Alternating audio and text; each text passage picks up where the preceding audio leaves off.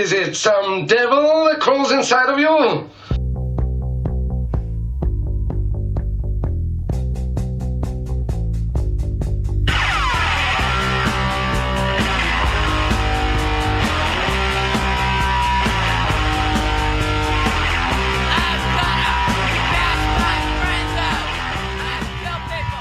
So tell me what happened. All right, so it was cold summer night. Cold Las summer Vegas. night, No, I'm huh? kidding. It was hot, actually. We were in Vegas, just training out of school. A couple days before this most recent World Championship tournament in Las Vegas. I was with a friend of mine. We were just going into the school doing a drop-in for the night. He was competing the next day at the Worlds.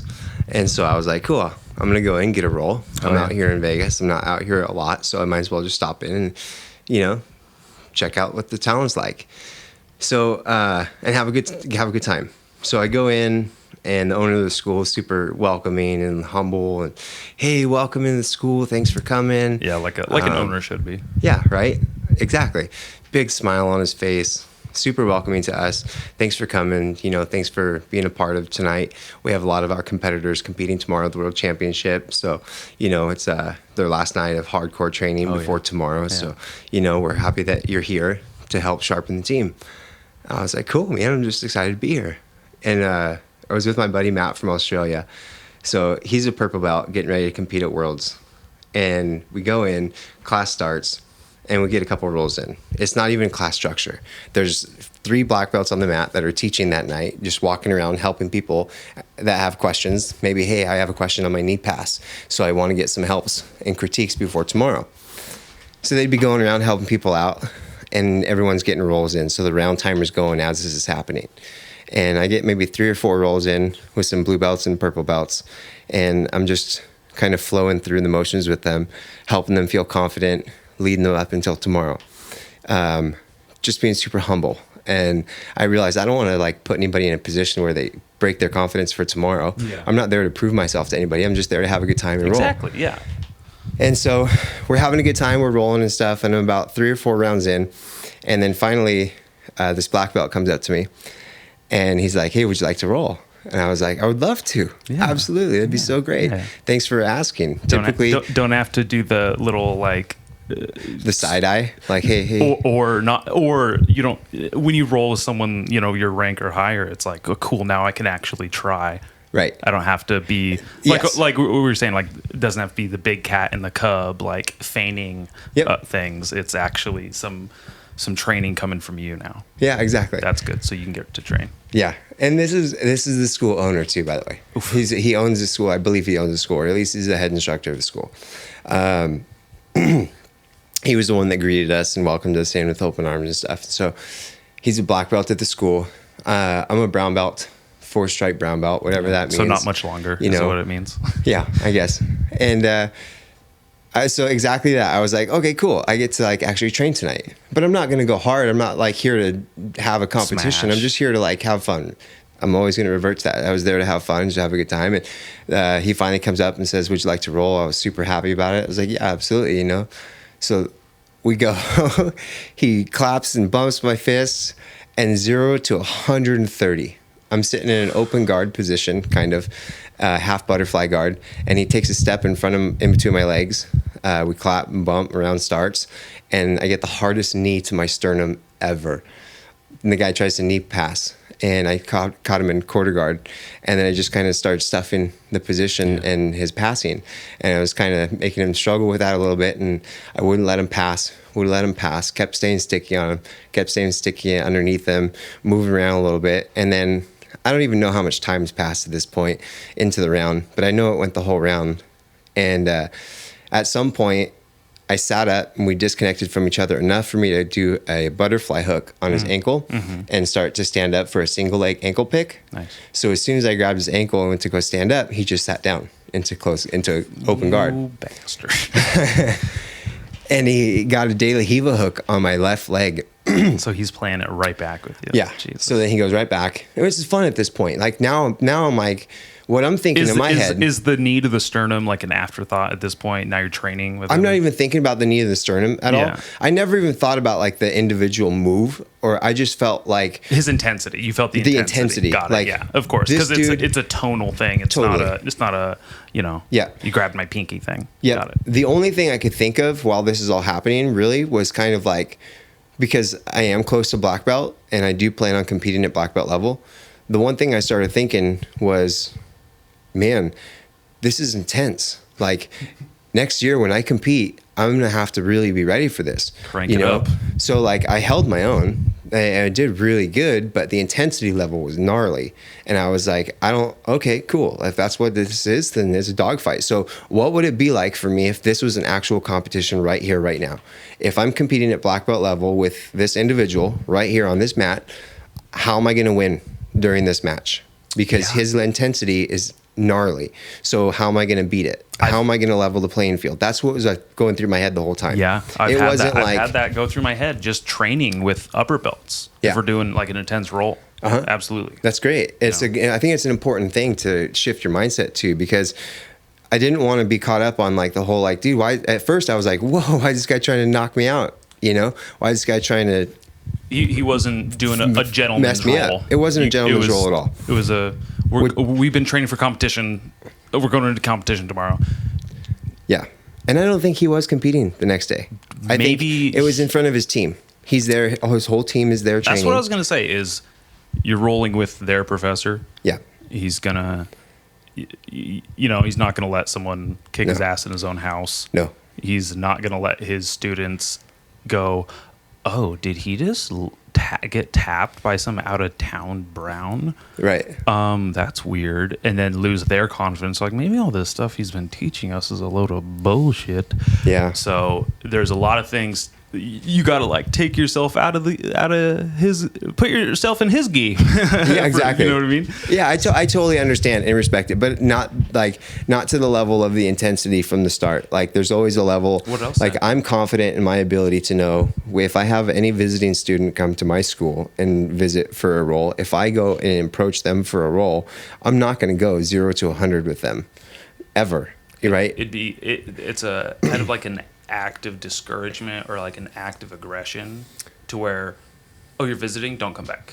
Or you're visiting. In a way, it's a weird tone to set.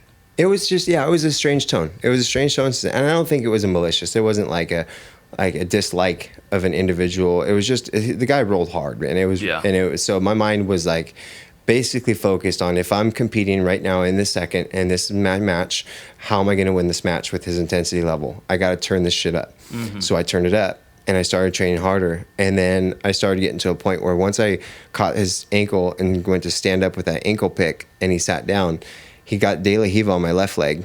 He extended me away enough to pull me back in, and I posted on his shoulder with my left hand. And I instantly realized for that second, I was like, and as soon as I started backpedaling, I couldn't help it. Like he pulled my hips up over him enough and then dropped his legs down. So my hand naturally just fell to his shoulder, and I knew what was happening. That was slick. It was cool. It was cool. But there's a difference between a controlled arm lock, and then there's a difference between, I'm going to set my mic down for a second. Like, just snapping over like it. The snap between his hands was just like, boom. And he came down so hard and so fast on it. My elbow was fully dislocated. Like my elbow hyperextended, dislocated, snapped like an empty water bottle. It was like, imagine that crunch, and that's what it did. I couldn't even tap because it was so fast.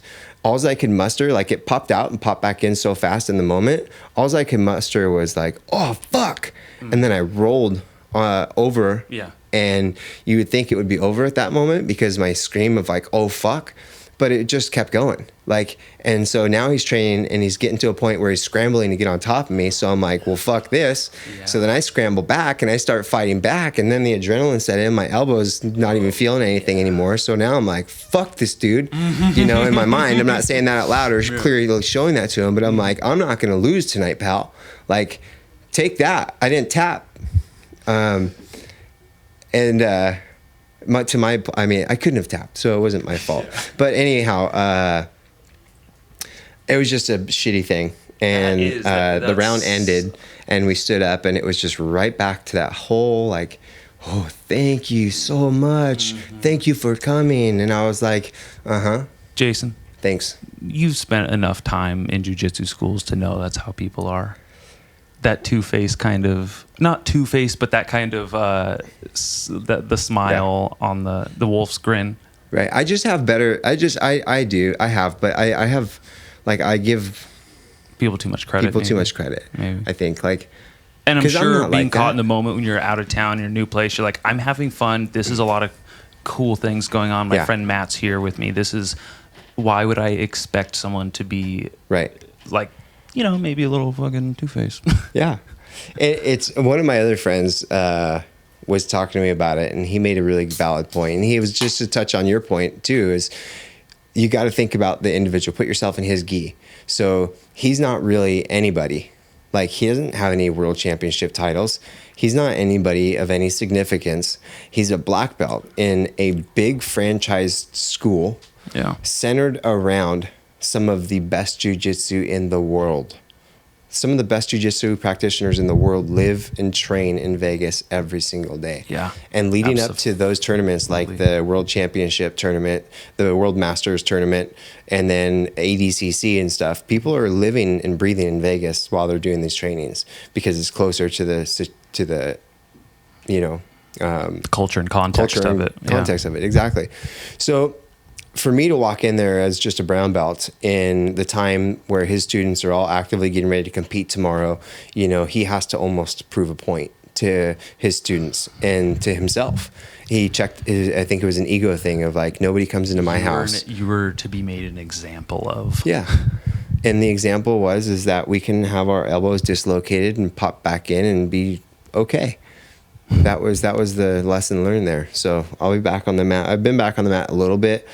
It's been since 3 weeks now. Yeah. And I'm just now starting to like move and flow around a little bit, but it still like hurts and locks up. I haven't been on the mats or trained in almost 4 or 5 months now. I'm so sorry to hear that. The longest I've gone without training since I started jiu-jitsu. Have you talked about that in a podcast yet? If I have, I've barely touched on it. Yep. But not on a Mat Brain podcast. So what's going on with you? Sometime back in May, I was coming to no-gi almost exclusively. I gave up even like worrying about where my blue belt is or gi or anything. I had to find it after a couple. I was like, where are those things? Because I was just doing no-gi. And I was working really hard at solar panels, good 30 to 50 pounds each. Yep. They're really arduous, big, long, rectangular things. Awkward to hold. Very awkward to hold on a rooftop that's also canted at an angle. It's a whole lot of load on your spine. Sure. Getting taken down in no-gi, and no-gi's a lot more intense and a lot more quick, and the pace is lends itself to a bigger margin for mistakes or falling weight and things like that. And when I say falling weight, I don't just mean my fat ass, because I take other people down too sometimes.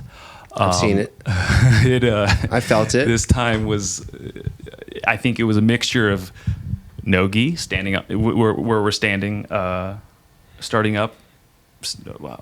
How can I phrase that better?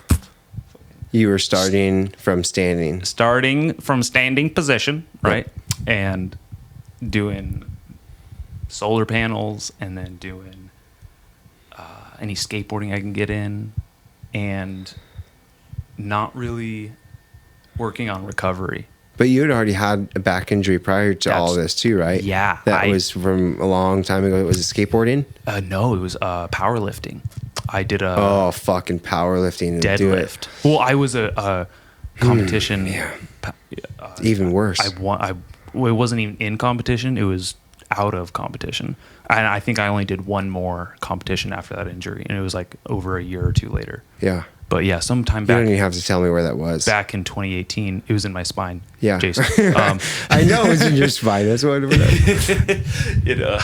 So I like herniated a disc, pulling 325, not warmed up properly, and honestly, just lifting poorly was bad form, and that was on me because I had won competitions at this point. I had gone to the AAU state championship, won that. There was no reason for me to be doing it so badly. Sure. But I was in a mood and mad at someone and just Fuck, yanked it up so it was a whole lot of bonehead from me, and that's what hurt my back. But years later now, back in May 2022, so almost 4 years later, I forget I even had a back injury. Back's very strong, feels good at this point. I remember even thinking at some point in this last year, working electrical, I was on a roof, and I was like, dude, where'd my back injury go? It doesn't even get sore anymore. Not even even doing that. And then sometime in December, I was skateboarding, and it felt like something kind of like pinch. I was like, that's not good. I can't do this. And I was like, man, I think my back injury's returned. Yep. It didn't until May, 5 or 6 months later. And I was just getting off work one day, and I couldn't sit down in the work truck, and I had a 30-minute drive ahead of me. So I just kind of did, when you got to shit. Yeah. And you're driving, so you lift your hips up off. You're like, oh shit. Because you can clinch harder. Yeah, squeeze that's basically harder. what I did, and it took me 30 minutes to drive back to the shop, 30 minutes outside the shop just to be able to sit back down again or move. My back was so fucked. I herniated. I slipped a disc, not even realizing it. Not even realizing it, but realizing it. You know what I mean? Right. It wasn't like when I was doing the deadlift and I was like, oh fuck, I felt it. Whereas this one was like, oh my God, what did I do? And it just, I feel like it just was like a time bomb, and I just sat down at the right time and just went, got it, and just poked out of both sides. Got it. So I'm having some major sciatic pain. My foot falls asleep all the time. Last night was brutal. I was waking up every 30 minutes. That sucks, dude. I'm really sorry to hear that. Me too, because I was really doing some physical therapy and making some progress, and was feeling really good and stronger. And without a doubt, I've made some progress, but I just want to train again so badly. Yeah. But you're doing it wisely. I can say that, I think from what we've talked about, either off air or on air so far, is you talked about your physical therapy that you were doing, which is good. And that's all just kind of through insurance. Yeah. Insurance says, well, first go to the doctor, and the doctor does this, and then the doctor says no more monkeys jumping on the bed. Yeah. So you go back again. So you're doing all the things that you're supposed to do per their standards, but physical therapy is important regardless. And so the physical therapy you went through is good. And it's going to make progress, but sometimes there's setbacks, and setbacks aren't necessarily, they're not great, but they're not devastating. You just got to keep pushing forward and figure it out. What did you do the day before that, or the day before that maybe set it off? Maybe you pushed yourself a little too hard doing one thing or another. Sorry to interrupt you. Go ahead. No, you're fine. It's important feedback to have. And it sometimes when people say things that you think yourself and they put them into words, it makes it more palpable. It personifies it, and it creates the dialogue that you had in your head or monologue, and it makes it tangible. It's in the universe you're in, right? Because it's you can have a thought a lot, and you believe it and you feel it, and then it never really hits how hard it could until someone else verbalizes it. Make that connection. It's really important, really good. I'm a big fan of drilling. Sure. And then for me, it adds some validity too to it. Absolutely. If I'm thinking about something and I'm scared to say it out loud because I don't know that people are going to agree with it, or it's going to be a valid thing, and then somebody else says it too, and then I'm like, yes, all right. I want to write this down. You're kind of triggering something for me right now. Sweet. There it is. All right, because I've been doing stand-up again, thankfully, and something that is so difficult is conveying a funny thought you write down to a funny thought in front of people on a stage.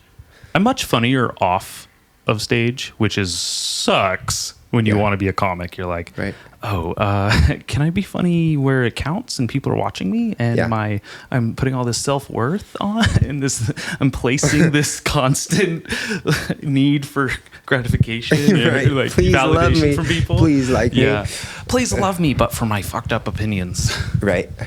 So I gotta honestly write that down. Do you ever think about, like, I mean, if I was ever to do stand-up comedy, I would try and look at the audience and look at the people in the audience as they were just my friends. Like I was walking into a room with my friends and I was telling them these funny stories that have happened this week. No. But it's not like that, is it? I'm going to stop you right there. It's not universal for everyone. Some people are good at jiu-jitsu. Some people, it takes them a while to get to blue belt, whatever. I've done it in front of my friends, and you know what sucks? When your friends are like sitting there smiling, they know you're funny, and they're like, where's it at, Dallas? What's going on? Right. You know, and it's like you're bombing to people you know, so that hurts something different. You know, when I bomb to people I don't know, I'm just like, fuck them. I'm never going to see these stupid asses again. They don't know what a genius I am somewhere and sometime and eventually will be, you know? But like when your friends are there, it's a different kind of hurt. I could see that. You understand where it's like more personal then? Yeah, you don't really want to answer your phone when they call you the next day. Yeah, and when you do stand-up, you got to start somewhere. So where do you start? Somewhere you're comfortable. Where are you comfortable? Local watering hole, local bar where they have open mic night. That's where you go with your friends. So a lot of cutting your teeth is in front of people that are judging you from a place of love, and those people usually have no problem telling you fucking bombed, dude, that sucked, because they love you and they're your friends and they will have the agency to do that. So I guess that kind of goes to like when you go to a new city, like when you moved down to Oceanside and you were down in Oceanside. If you did any stand-up comedy down there, you're walking into a place where nobody's seen you. So if you walked in with a particular style, right? Like if you never dressed as a cowboy ever in your life, and then you go to this place and do stand-up comedy and you're dressed as a cowboy and not one person's ever seen you in their life, they're not going to think anything twice. They're going to look at you and be like, oh, he's a cowboy. It's a hick. Right. Oh, yeah, let's do it. But you see the people that you grew up around, they're going to be like, what the fuck you doing? Yeah. Like, that's not you. But there's been so many versions of you that they've seen throughout the course of your life that it's hard to kind of put those connections together. So if you're doing stand-up, maybe it's harder for people them to be like, oh, you think you're funny now? You think you're a stand-up now? Yeah, right. Maybe something along those lines. Or they just have this image of you that they picture so much in a different, like a Dallas the electrician. Like I see Dallas every day on a professional level as an electrician. And so it's hard for me to accept him as a comedian when he's up on stage in some manner, right? And it's true. It's funny because I saw friends that I just knew as jackasses in my own right, and then I thought I was the stand-up, right? I thinking I'm the comedian, and then during this open mic night, my friends went up after, and they just told stories because I went up before all them. I didn't know any of them were gonna go up. I didn't think they had the balls to do it anyways. Yeah, and they did so great, and I was like, what the hell, man? Fuck. Then they leave you with these big ass shoes to fill. It was like I left them with the confidence. I got to like be the canary in the coal mine of like, oh, I'm not gonna do as bad as Dallas. At least I got a story on lock. I know what's I just read the room, watch him do it. But it wasn't the worst. It was actually because I hadn't done it in a while because of COVID, and then it's a really tight area to do any stage time for comedy because Central Coast, everything's spread out. Comedy's not a big export here. Yeah, so I can see that. It's a little difficult, but there's the Ventura one, right? Ventura what? Comedy Club? Oh, the Oxnard, or the Levity Live. Yeah, that's good. Is it? I love that club. That's it's by Brophy Brothers, right? I don't know. By Channel Islands Boulevard. Yeah, I think so. It's in the marina, like right next to not by the marina is way out in Channel Islands. What's it called? The outdoor mall. What is it called? The Collection in Oxnard. That's where. Oh, okay. Yeah. So it's called Levity Live. It's part of the Improv franchise, I think. Sweet. They have great comedy shows. I've laughed the hardest in my life there. Cool. Yeah. Absolutely. I want to go to a comedy show. So the thing about comedy shows for me, though, I think about going to any kind of live show where there's improv and people on stage are coming out and interacting with the audience and stuff is I always get fucking picked on. You know what? You went into a jiu-jitsu gym as a brown belt and got picked on. You think maybe you just look like an asshole? Maybe. Fuck. Maybe. I don't know. But I can't change the fact I'm bald. If I had to, you're bald, you have a beard, and you have and I'm white. 2 chicken nuggets on your for ears, dude. It's wild. Yeah. If you walk in my jiu-jitsu gym, on me, man. They pick on me terrifying.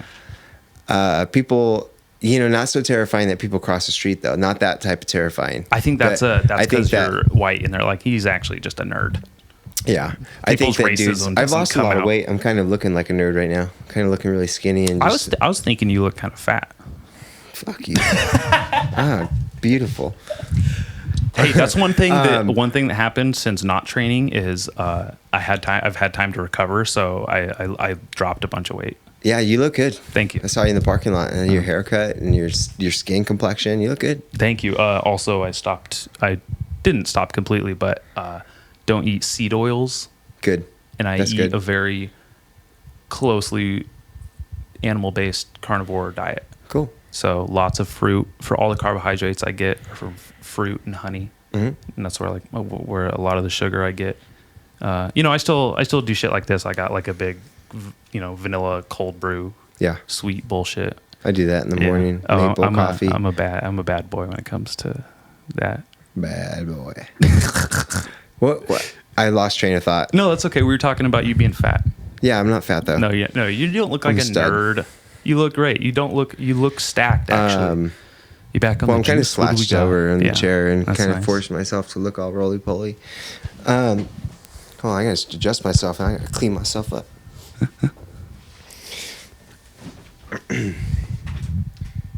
So I don't even know where that conversation was. Well, we were talking about comedy, and then like you feel like you always get picked on at comedy shows. Okay, so I'm always getting kind of picked on at shows, and then you said it's because I look like an asshole, and I guess that's kind of right because my wife sometimes hits me on the shoulder when we're out in public, and she's like, "Stop!" and I'm like, "What?" Scowling like, at people, staring at that guy. I'm like, I was looking at him. She's like, "Not to him."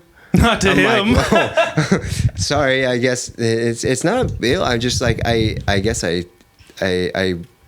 people watch very aggressively. See, people watching is totally fine until you look like a trained killer.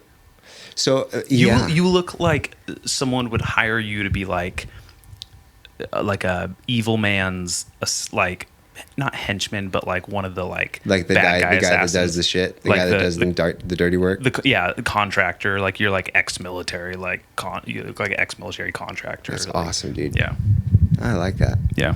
So let me tell you a story about actually my look and my appearance that potentially saved my life along with jiu-jitsu just recently on my way to Vegas. Really? You want to hear a freaking cool story? Not really. All right, I don't think they do either. But you're going to. So me and my wife and Jacob went to Vegas. Again, going back to the World Championship Masters Tournament in Vegas with Matt. This is the same trip? Same trip. Okay. Yep. So me and Kat and Jacob are meeting up with Matt and Kaz and the girls over in Vegas. And we were supposed to leave in the morning, but we got too tied up here at the gym, so we had to do some loose ends here. We left late in the afternoon, around like 3:30, 4 o'clock from here, and started driving to Vegas. We get into Barstow, and Kat was like, "Do you need to use the restroom at all?" And we already had enough gas to keep going. And I was like, "No, I'm good. I think we'll make it. I think I just want to keep pressing through to Vegas." And she's like, "Okay, no problem." So we keep going, and like 30 minutes, maybe 45 miles outside of Barstow on the Vegas side, like closer to Vegas than us, there was a rest stop coming up, and I had to use the restroom. I was like, shit, I should have stopped in Barstow, but it is what it is. Let's pull over here. So Kat was like, all right, just make it quick. So we pull over on the rest stop, and the rest stop is this one where semi-trucks have to go to the left, and then autos go to the right, and then the rest stop and restroom facilities is in the middle. Yeah. And so it's by this time, it's like 9:45, close to 10 o'clock at night.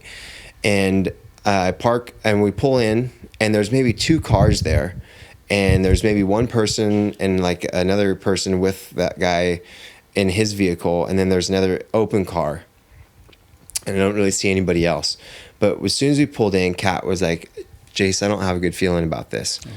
And I was like, you listen okay. When someone you love says something about that. Yeah. Even if you're like, you're crazy. Like, you take it seriously. Yep, I did, and I totally did. Yeah. I totally did, and I said, "Oh, what's going on?" She goes, "I just don't get I don't like the vibe right now. I don't like the way this feels." And I said, "Okay, let me just pull over real quick and open the car. Let me just get out of the car and see how see what is going on. And if I don't use the restroom, let me just grab a bottle of water from the back seat and get Jacob a snack, pretzels or something like that, you know."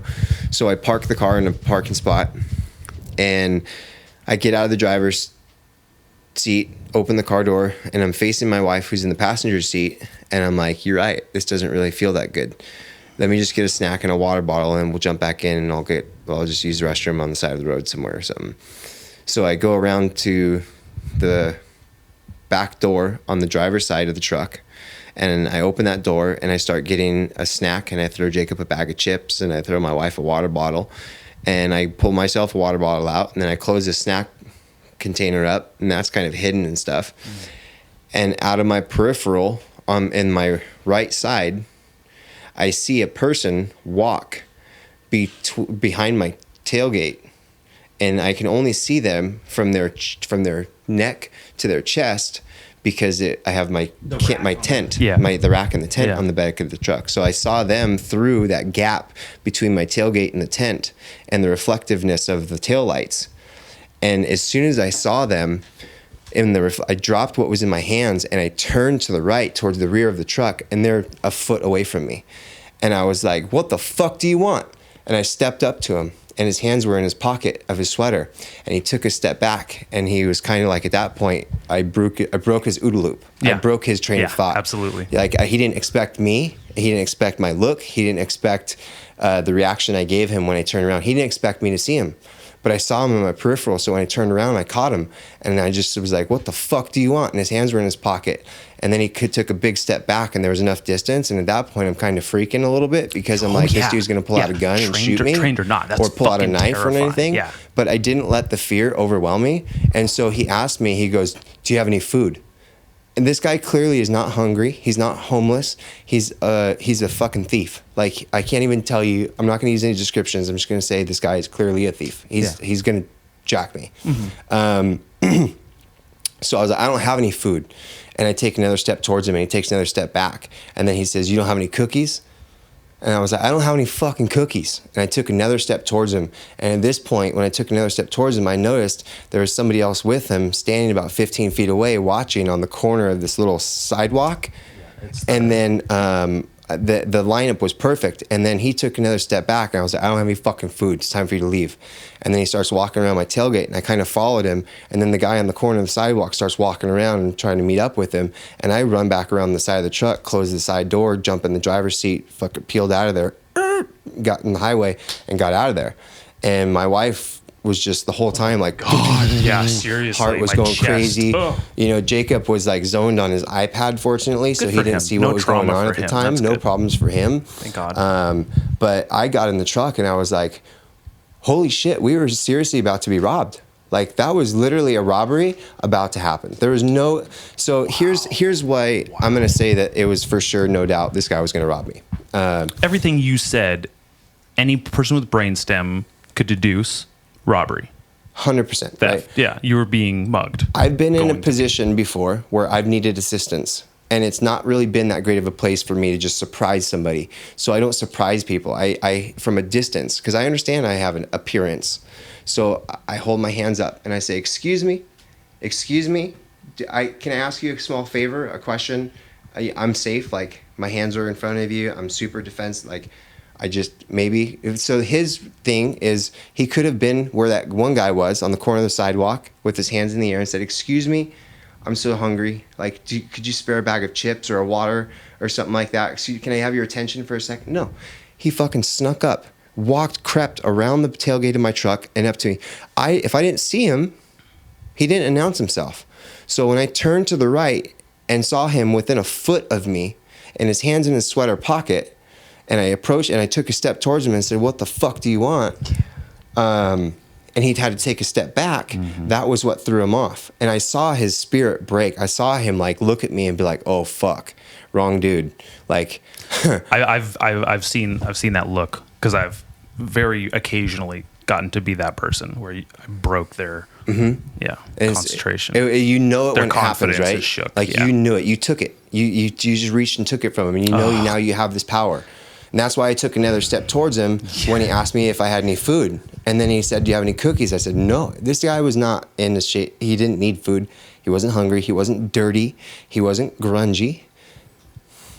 He was somebody who was there to rob me. Yeah.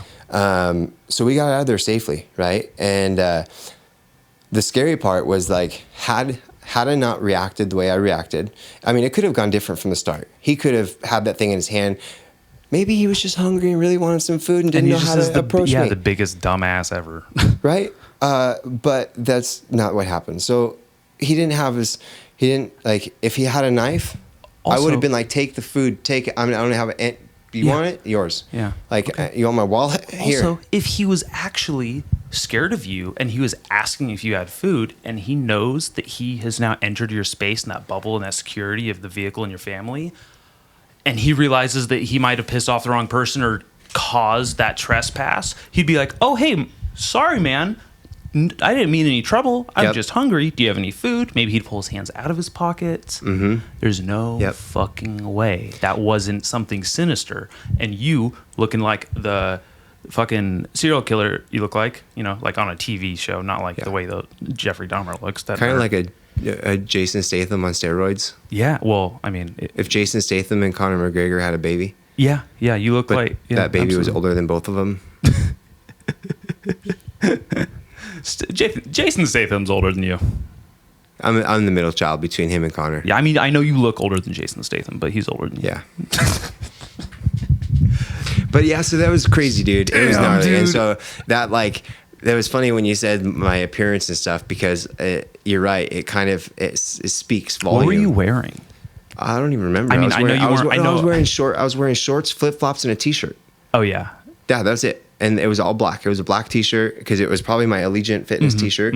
And it was my black shorts and my flip flops.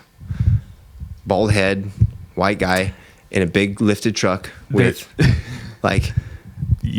a nice tent rack and everything on there. Like, if I was going to rob someone, first of all, truck, kind of a bad idea, because I feel like everyone who drives a truck has a gun, should have a gun in there at some point, or is someone who is familiar because they've gotten far enough in life that they're like, I have a truck. Well, that's what my friends were saying. They were like, "Dude, I always carry when I'm out there on that desert road. Like, I don't ever go out that way without carrying." And they were saying, if that was me, I would have been strapped to my waist, and I would have had my gun drawn in a second. I would have blasted that dude come up on me like that.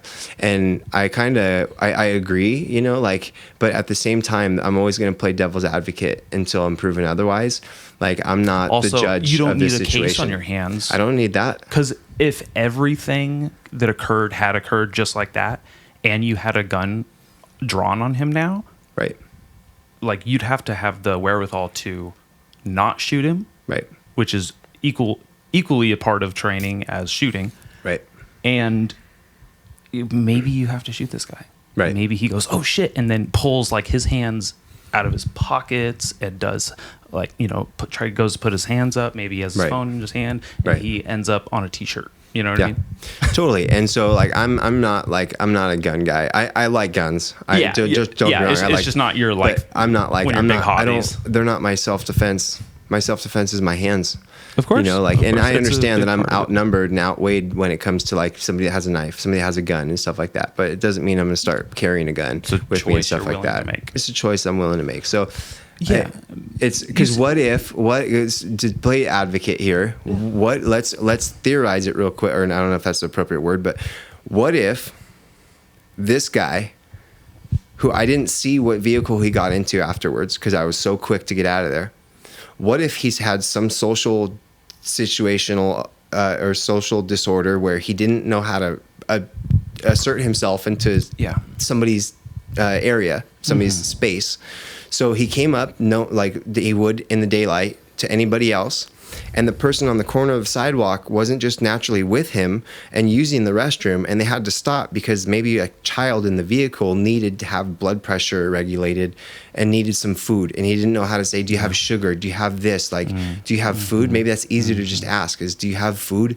You know, and like, and I reacted so quickly when he caught me off guard like that. And I was like, what the fuck do you want? You know, like that throws his OODA loop off and kind of breaks him. So maybe all of a sudden he's like, do you have any cookies? Like, that's the only thing I could think of for, I don't know. I'm just trying to play.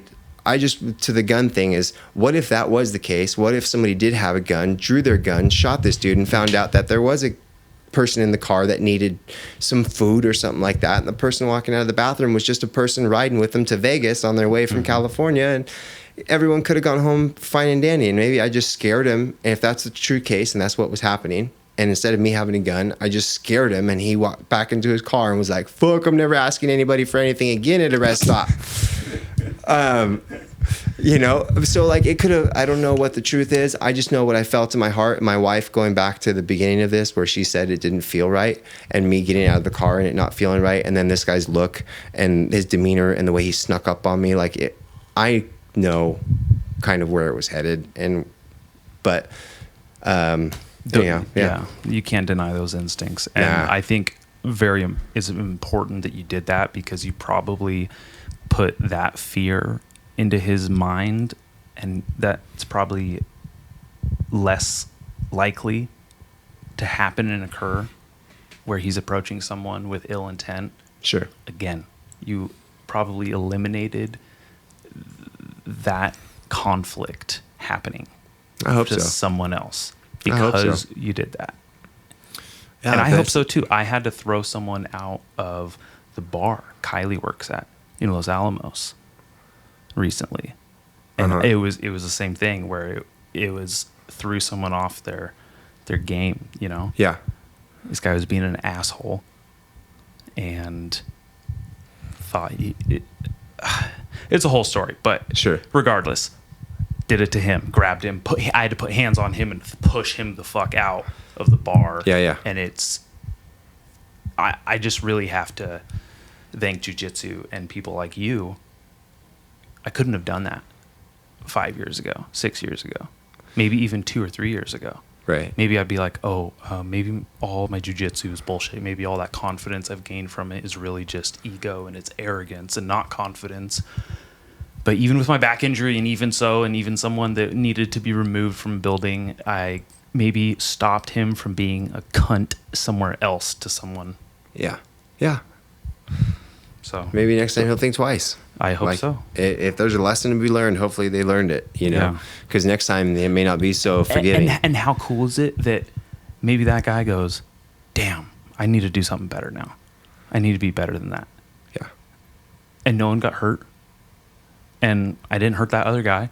You know, he was crazy. He has some other issues. He's definitely like on drugs, but maybe he goes, oh shit, what am I doing in my life? Maybe he wakes up the next day like, that could have ended way worse. Why was I like that? Right. You know how you are when you like have a rough night or do something silly. You're you're drinking, and then the next day you're like, oh hell no. You're that like you sleep on it and you have the hindsight of 20/20 vision.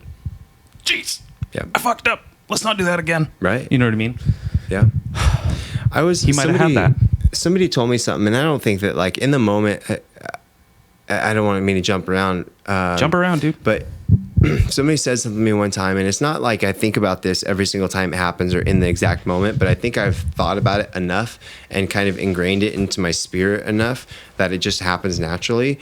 But when I find spiders, typically I don't kill them.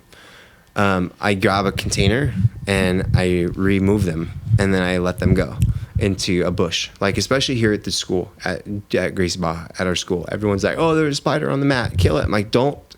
And I'll go get a cup and a piece of paper, and I'll catch it, and I'll put it outside in a bush where it belongs. And I do this because I heard it somewhere, and I don't remember where. It was so long ago, so credit to whoever said it, because I really live by it and repeat it. Is that if I'm ever in the wrong place at the wrong time, I hope there's somebody kind enough to just gently remove me from the situation and put me in a safer place, instead of just somebody coming up and smashing me, right? Like, we don't need to kill the spider.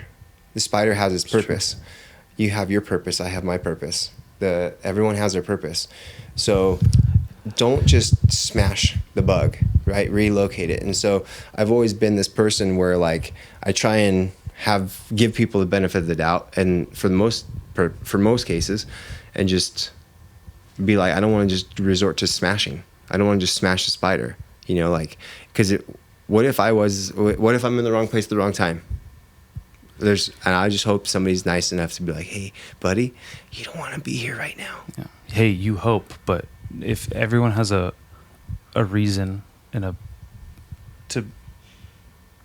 some people's purpose is to be smashed. Maybe that's the case. Violence is sometimes the answer. It is absolutely sometimes the answer. Yes, there's definitely a time where violence is the answer. When there's spiders in my house, if Kylie's around, if her mom's around, I can't kill the fucking thing. But I still do sometimes. Mm-hmm. And when they're not around, I absolutely kill it. And kind of the reason I do this is, first of all, spider bite right there. Got bit by a spider recently. Little bastard. Not Maybe fun. it's the karma from all the killing. Maybe, but I killed his ass. Woke up with him on my arm. Spider bites. A couple days later, you ever watch Dexter? No, TV show? People have asked me about it. No. Regardless, intro to the show, there's a mosquito sucking his blood, and he just smacks it before waking up, and it's like on him, and he smacks it, and he eyes open, and that's exactly what happened. The spider is crawling on my arm a couple days after I had already had this bite. And I wake and I just wipe his guts off and just go right back to sleep. Don't even look at it. Just sleep in the gore of it. Yeah. You know, I was so like, that was my little like minute little tough guy feeling moment. But the reason I would kill again is something I believe I heard on Jocko's If you get hot podcast. in here, I can turn on the air conditioning somehow. If you get hot, go for it. I don't mind. I don't mind being. I do Jiu Jitsu sometimes. Okay. I'm comfortable with heat. All right. Either way, if you want to open that door, you can open that door. If it gets hot, I don't know where the thermostat is for this office. This gym is still new to me. Thanks, babe. Maybe I heard it on Jocko's podcast. Maybe it was someone. It was an operator, right? And it was why. I want to say it went something like, is overkill a real thing in war? Is like, why do you shoot someone so many times? Or if you saw someone who was shot, you know, you empty a magazine into someone, is that overkill? And why do you do that? And he had said, well, the reason I don't do 7 out of 10 and I go the full 10 is because someone else might, if I'm doing 5 out of 10 rounds and this person's doing 10 out of 10 rounds shooting me. Right. Maybe just levels, not necessarily bullets, of course, but maybe I'm not being violent enough and they're being completely, they reach 10. Yeah. They hit 100. Mm-hmm. You on the mat with the professor in Las Vegas. Right. He went to 10 before you did. Yeah. You're 5 or 7, that caught you off guard. Yep. If that was a bigger moment where there was violence happening, if there was a spider that was actually venomous enough to kill me or could kill me, right, I'm going to kill him first. I'm going to kill her first. I'm going to kill the Black Widow because can't let it kill me. I just got a new puppy. Can't let it kill the dog. Yep. Can't let it bite Kylie. Yep. Can't let it kill Kylie. Yep. Going to kill a fucking spider first. Yep. Because I know 100% whatever like bad feelings I'll have about it, maybe I'll dwell on it. Maybe there's a dog running after me, or whatever it may be. If I beat him to the punch, I save myself or I save someone I care about. Yeah. And that's important. And I know that's a big analogy for something so kind of like infinitesimal, like a spider. Right. But it's okay. It just works for me. Yeah. And that's just like my example, you know. I don't actually have to be in combat, which is nice. I probably appreciate that more than like my delusional, daydreamy child self would love to, like, you know, go shoot bad guys, cops and robbers, you know, terrorists and I look at it as they're balanced though. Like, because don't get me wrong. Like, what's strange to some people maybe is that I honestly don't give a fuck if you kill that spider. It's good. Like, you want to kill the spider? Kill the fucking spider. I don't care. It is what it is. There is a line of sadism for some people though, right? There's totally a line, right? Like, if I can save that spider, why not? Like if I go kill a butterfly, then you're a sadist. Yeah. You go, don't touch the butterfly. Don't rip the wings off of it. It's not cool. But I mean, so like, I don't, you know what I mean though? And so I understand that violence is the answer sometimes. And so I've talked about what if I had enlisted out of, high school and stuff like that and gone into war, and gone into the military. I'm all for it. Like, you got to pull that trigger. It's kill or be killed. And there's reasons you're pulling that trigger. And so like, that's another subject for another day, but, I don't shy away from that. I understand there has to be a balance. When it comes to meat, I'm a carnivore. Like, hey, I'll kill my own game meat. Like, I have no problem hiking out into the Los Padres National Forest with my bow and putting down a deer and putting down turkey. I'm gonna kill something and I'm gonna eat it. Sounds like heaven. Honestly. Totally. And yeah, I have no problem with that at all. But at the same time, I'm not gonna be senseless in my violence. I'm not going to just kill to kill. I'm not going to smash a spider if I can save the spider. Why? Good. Right? It's good to have that kind of restraint too. Yeah. It's really important. I think it's really important in the context of someone's life being respected, because it is basically practicing how to have restraint. Yeah. In other places in your life. Yeah. Just a little spider. Like this guy. He's a spider. Yeah. He's a spider. Didn't have to I could have killed him. Didn't. Could have. I could have. Maybe he bites someone else. Maybe someone else smashes him. But maybe that's another day. That's another day. It's and something I just else. Relocated the spider. Yeah.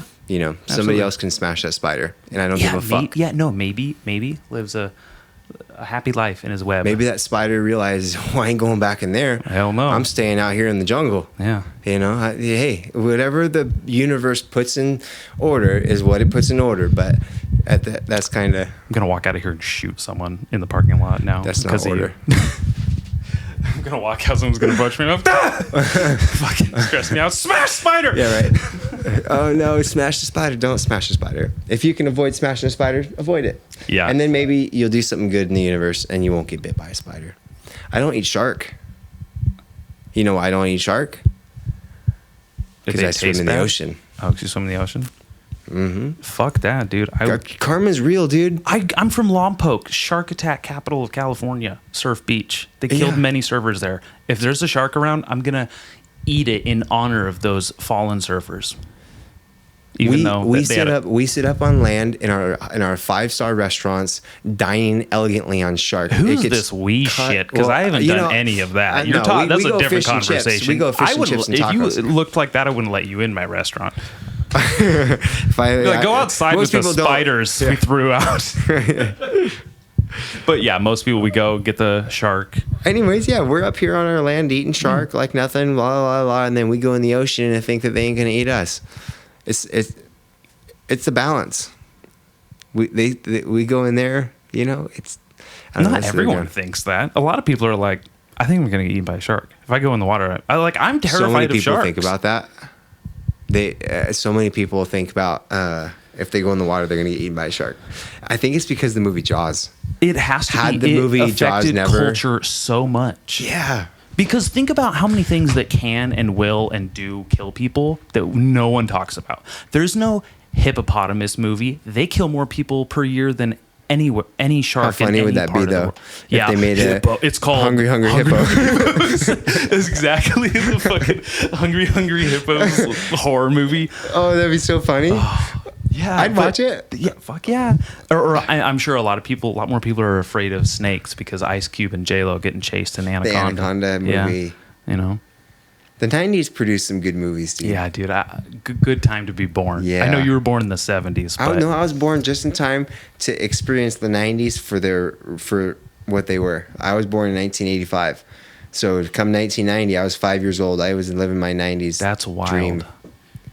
Gosh. You started masturbating in the 90s. That's amazing. Isn't that cool? Classic. I don't remember. Pages, paper, magazines, catalogs, your imagination. The world was different then. Yeah.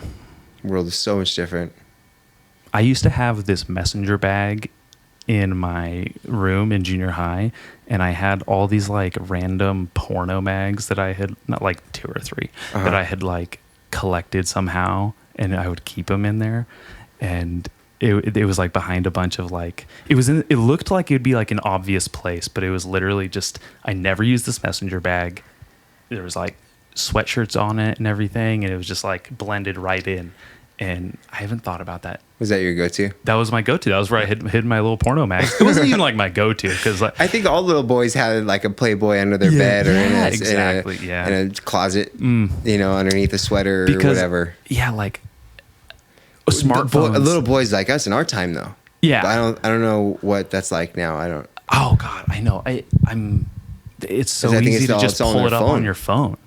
Like 100%. Think about how early you were had to interface with porn somehow, and now think about how easy it is on your phone, and think about how young kids must be exposed to that. I'll tell you right now that I think I was absolutely exposed to it way too early. I had gone rifling around in my dad's stuff one night when he was like passed out on the couch, and I found a bunch of his magazines and didn't even know what I was looking at. I couldn't have been older than 5 or 6. Yeah. And I looked at a lot of stuff. You were like, what? And I was like, I don't know what this is, but all 2 inches of me are erect right now. Wow. It was, and I think that fucked me up for the rest of my life. I think that there's definitely merit to that. I think that you lose a level of innocence. You start, you know, and it's just like, wow. There's like a respect for intimacy that you will never have now. I've literally been playing with the idea, not myself, but playing with the idea of going to a hypnotherapist to try and get like, not resensitized, but to like stop being interested or overtly sexual or like have like anything that's like too invasive. Because I think a lot of people don't realize that, because like porn and all the like OnlyFans and, you know, it's free online and like everyone's exposed to so much of that now that it's like actually toxic. Right. And I think that because I fucking went rifling around when I was really young, and then I had those magazines in the messenger bag when I was a teenager, and that now I can just pull up my phone and look at any boobs I want in the world. Right. Probably not good and healthy. And I'm thinking, I've heard a lot of great things about hypnotherapy. I wonder if they do that to where they could like break you of that kind of like poisoned way of thinking about and objectifying people and women. Because like it's so hard to like, you know, I've battled get it out of your head about it. I wouldn't say I've battled. I haven't battled anything, but I've had this conversation with people before, and it's an interesting conversation to have. But back when I was growing up, you know, like I remember I was exposed to it pretty early on too.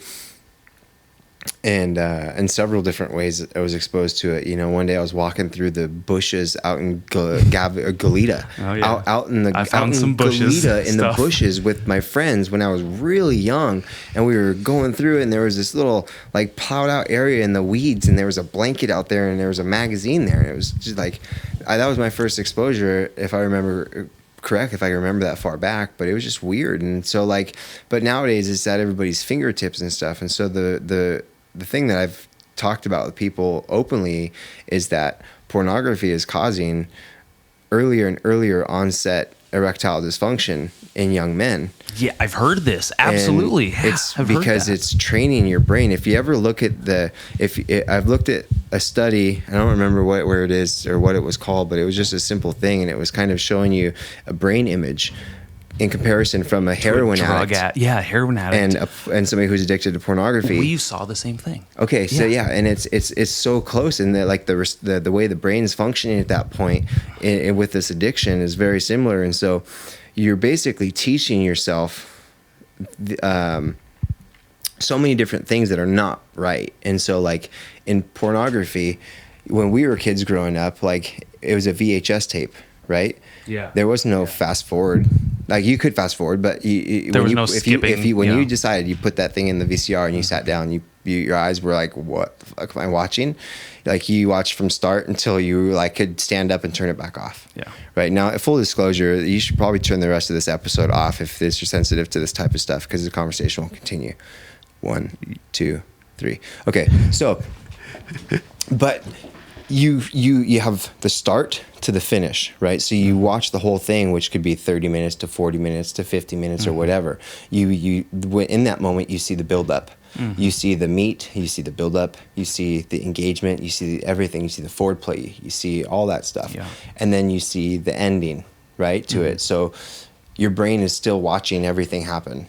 But as time goes on, people lose. We don't have time. You don't have time to watch that. Yeah, you don't like, have time. I know which part. So you start I associate the feeling of the orgasm or the finish of it where you're feeling the happiest. So that's why I think like what you're saying is like people would just go to a compilation of certain moments that was the most valuable to them in their system, and then when you finally do have physical intimacy with someone, you can keep that mindset for it's like a 15-second. It's like I'm telling you, it's like a 15-second thing for some people. It was so minor. It's like my fixation is here, and the rest of this isn't working. Yeah. So we need to get to that part, and I don't know. It's toxic, dude. It's so toxic. And so I've actually like I've have friends that we talk about this, kind of often because of how toxic it is and what needs to happen to stop it. I mean, it's always going to continue. I think that there's no stopping it from the industry is what the industry is, and it's only going to get worse. But like talk to your kids and talk to your, these young men and tell them that this is not acceptable. Like, find your woman, love your wife, get married. Do you think maybe just don't sexually objectify women? You're going to be so much better off if you just don't watch porn. I think it's a really one of the most damaging addictions that isn't so physically poisonous in the way that drugs and alcohol and substances can be, but it is still absolutely physically damaging to your psyche, to your erectile dysfunction, your sexual function. Mm-hmm. It's horrible. It's detrimental to your life, to your health, to your life. Like, just don't do it. I think that's what. Just don't do it. No Nut November is coming up, dude. No. What if you're married? Like, then it's no nut. A healthy life every is day, a healthy sex life every month. Let me say this: a healthy sex life helps produce a healthy life. Like if you're with somebody, if you're intimately with somebody, have sex often. And that's saying an unhealthy sex life is having it be too influenced by those exterior things, those unrealistic expectations, right. And then also not having intimate relationship be a part of that to me that's also an unhealthy sex life. Right. Is it becomes something that isn't talked about, it isn't addressed, and it isn't shared, because there's some people that are really good people, right? They have great relationship, great friends, and then there's this one component to their relationship that they're not great with. Right. Just like everyone. Not even just when it comes to that subject or that topic, it could be a variety of things. Like, oh, not a great communicator, maybe, could be a little more responsible with like household things. Like, that's one of those things where it's like, you can work on that. You need to work on that, and you need to be able to have the conversation with your loved one. You need to be able to have that facilitate. Yep. Yeah. Another kind of spin off of that is that one of the things I think that's contributed to is a lack of respect for old school traditions when it comes to like approaching a woman to ask her for a date, courtship, right? And stuff. So I was having a conversation with somebody the other day, and it was an older gentleman, and he asked me, or I asked him the question. I said, "Hey, how did you meet your wife? How long have you been married?" And he says, "We've been married for 60 plus years. I met my wife when I was 15 years old, and I went to dinner with a friend of mine out at a restaurant, and he said, my gift to you is I have a girl that I want you to meet, this babe. She's a baby. I want you to meet her. And he goes, okay, well, what's her address? Because back then there's no phones. There's no, like, he's got to get her address and drive to her house. So he gets the address from his buddy, and he drives by the house, and she's out in the front yard watering the grass. And so he's like, hey, he calls her name. I'll leave the name off the radio, or the podcast. He yells her name. Hey, how's it going? She has no idea who he is. She's just like, hey, waving all like, okay. And then he drives by and doesn't stop. And the next day he goes back because he wants to do it again. Yeah. And he goes back and she's gone. So he's like, oh man. So later in the afternoon, he drives back by and she's still not there. So he goes home. And then the next day he was like, I'm going to drive back by. She was a babe. I want to meet her, and all these things. So he drives back by. And she's out in the front yard again. So he's like, I'm not going to miss my chance. So he parks the truck, gets out of the truck, walks up to her and says, hey, my name is so-and-so. I got your name and your address from my buddy. He's a mutual friend. And I would like to take you out for dinner. And she says, well, I'm a Christian girl, so you have to go and ask my father. And he says, well, okay, because I'm a Christian boy, so I can do that.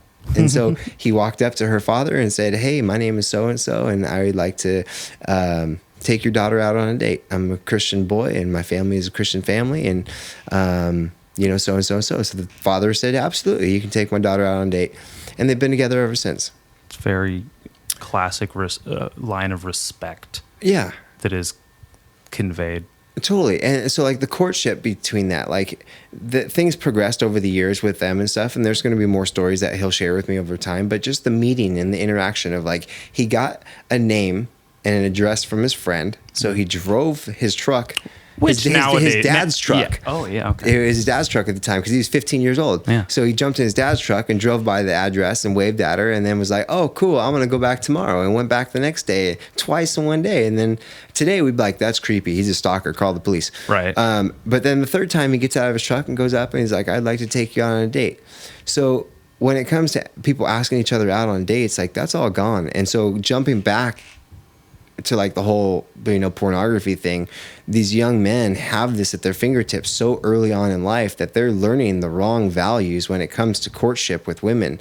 Their expectations of what is real into this is way wrong. Poor freaking I bet Jacob's like gonna have to. No, he's not. No. Just let me finish. Poor guy is gonna be like, I have to wait till I have a stepsister to get laid ever again for the first time. It's crazy though because what it teaches people is not real, and I think that's really, really toxic. I think there's another component that's toxic about it is it teaches people something that is disingenuous, it's unrealistic, and then it also creates this kind of vacuum of people not knowing that is unrealistic on both sides of the gender spectrum. Sure. Male and female. It. So there's people who, can't just take all the blame as men. I know we're guilty for most everything, I've been told. So it also is unhealthy for young ladies. And if I ever had a daughter, I don't want her to think that she has to, seduce her stepson or something, or, you know what I mean? Like, I hope she doesn't think she has to behave in such a whorish way or slutty way, and no disrespect to people who are like, that's just how I want to be. That's just how I live my life. And that's how I feel is best and healthy. And that's how I express myself.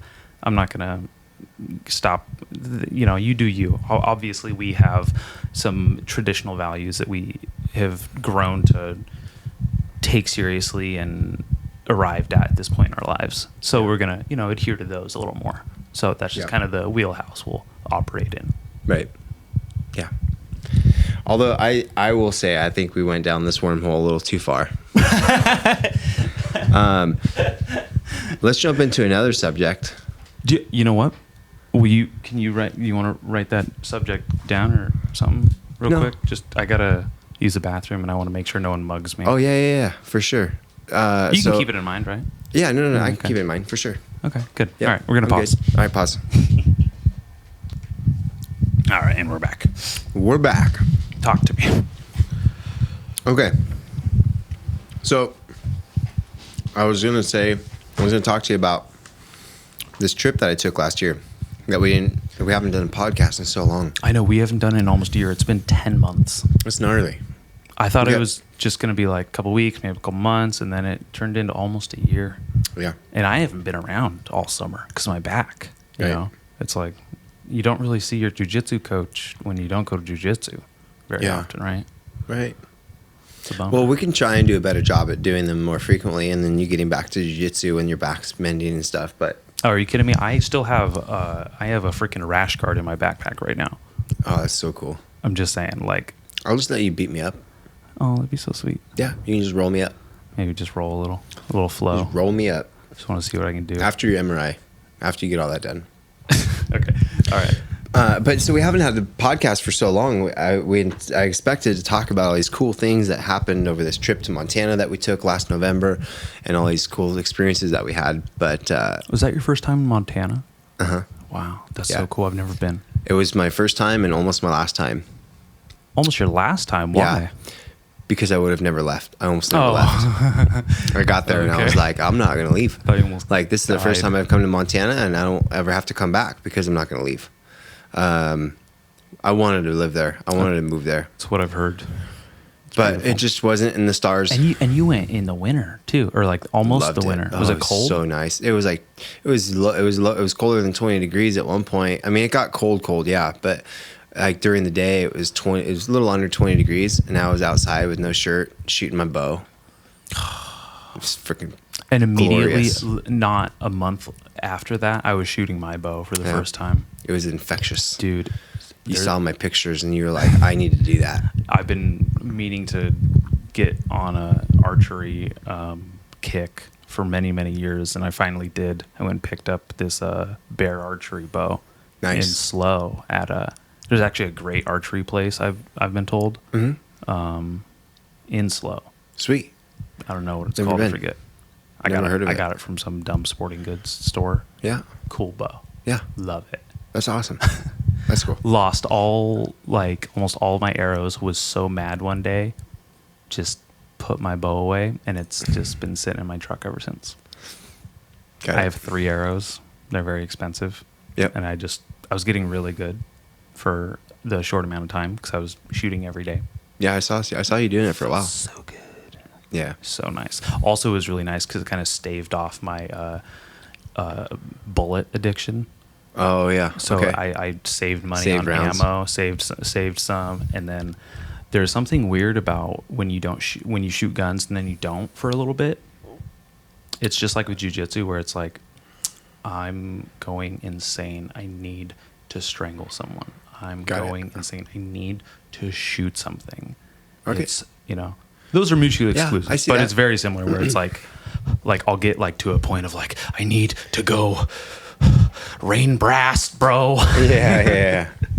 Tell me about Montana. Tell me about Montana. It was super fun. It was a super amazing trip, super fun.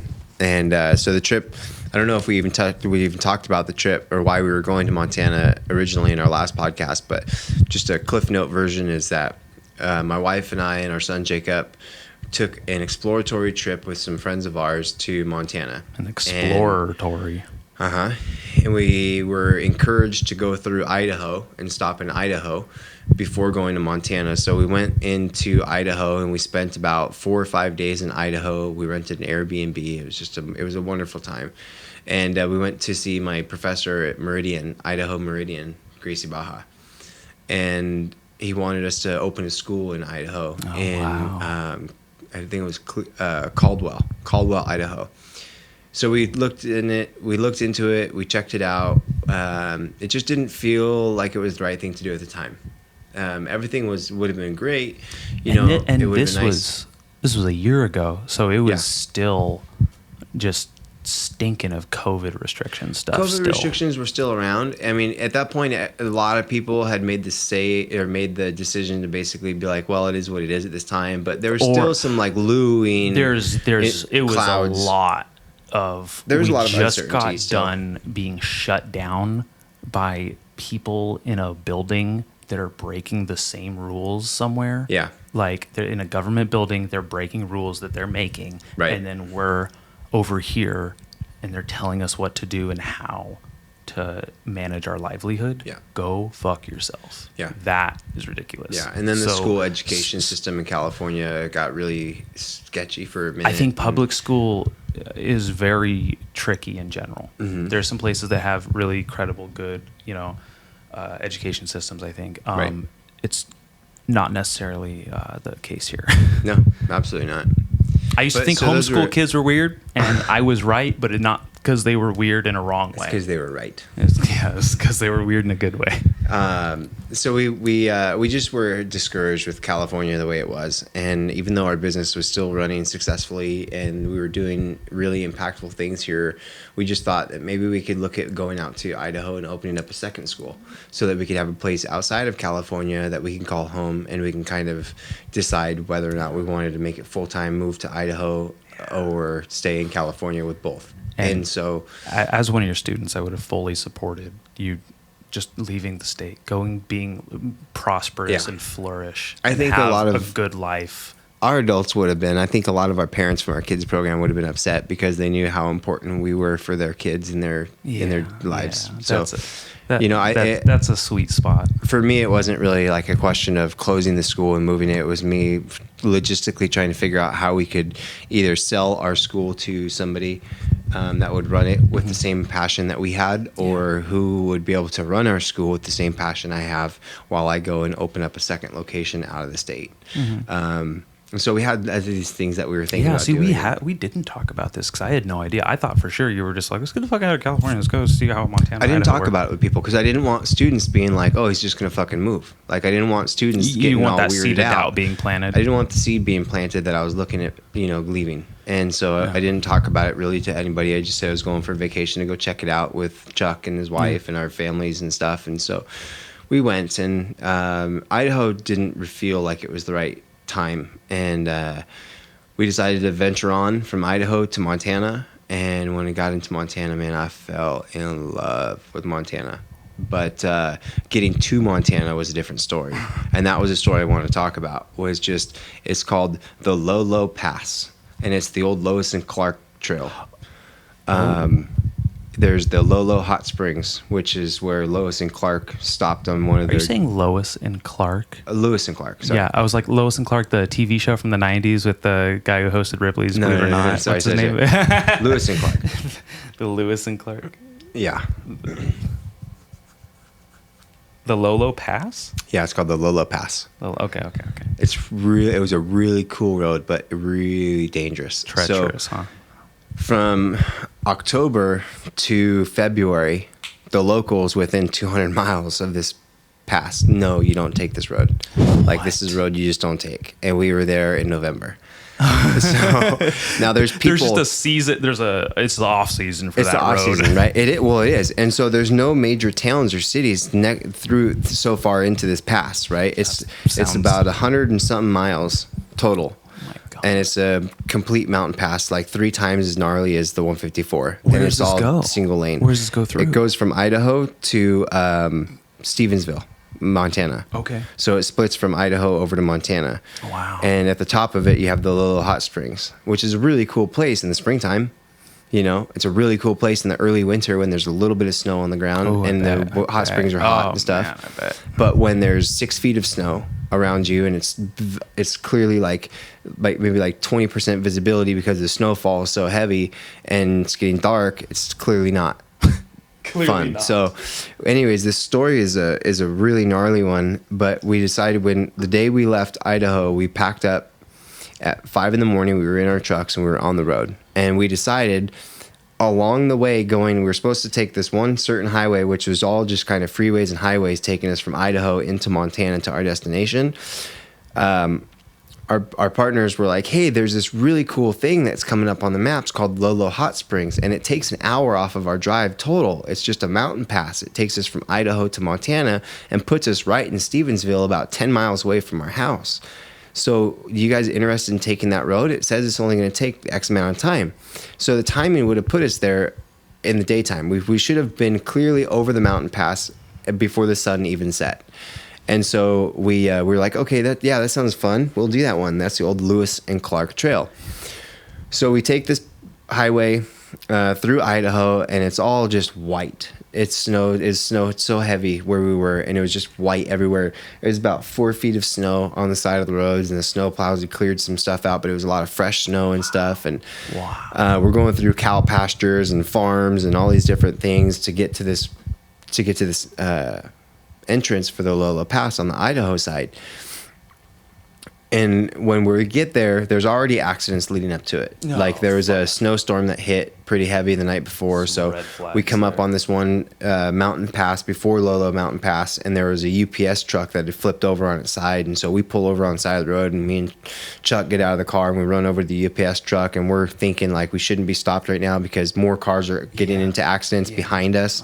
And so we were like, let's just make sure the driver's not stuck and buried, and then if he is not, then we're getting the heck out of here.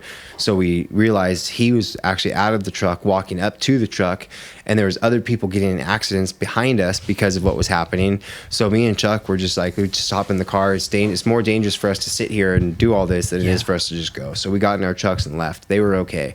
We get to this little subway down this little podunk town, and we eat.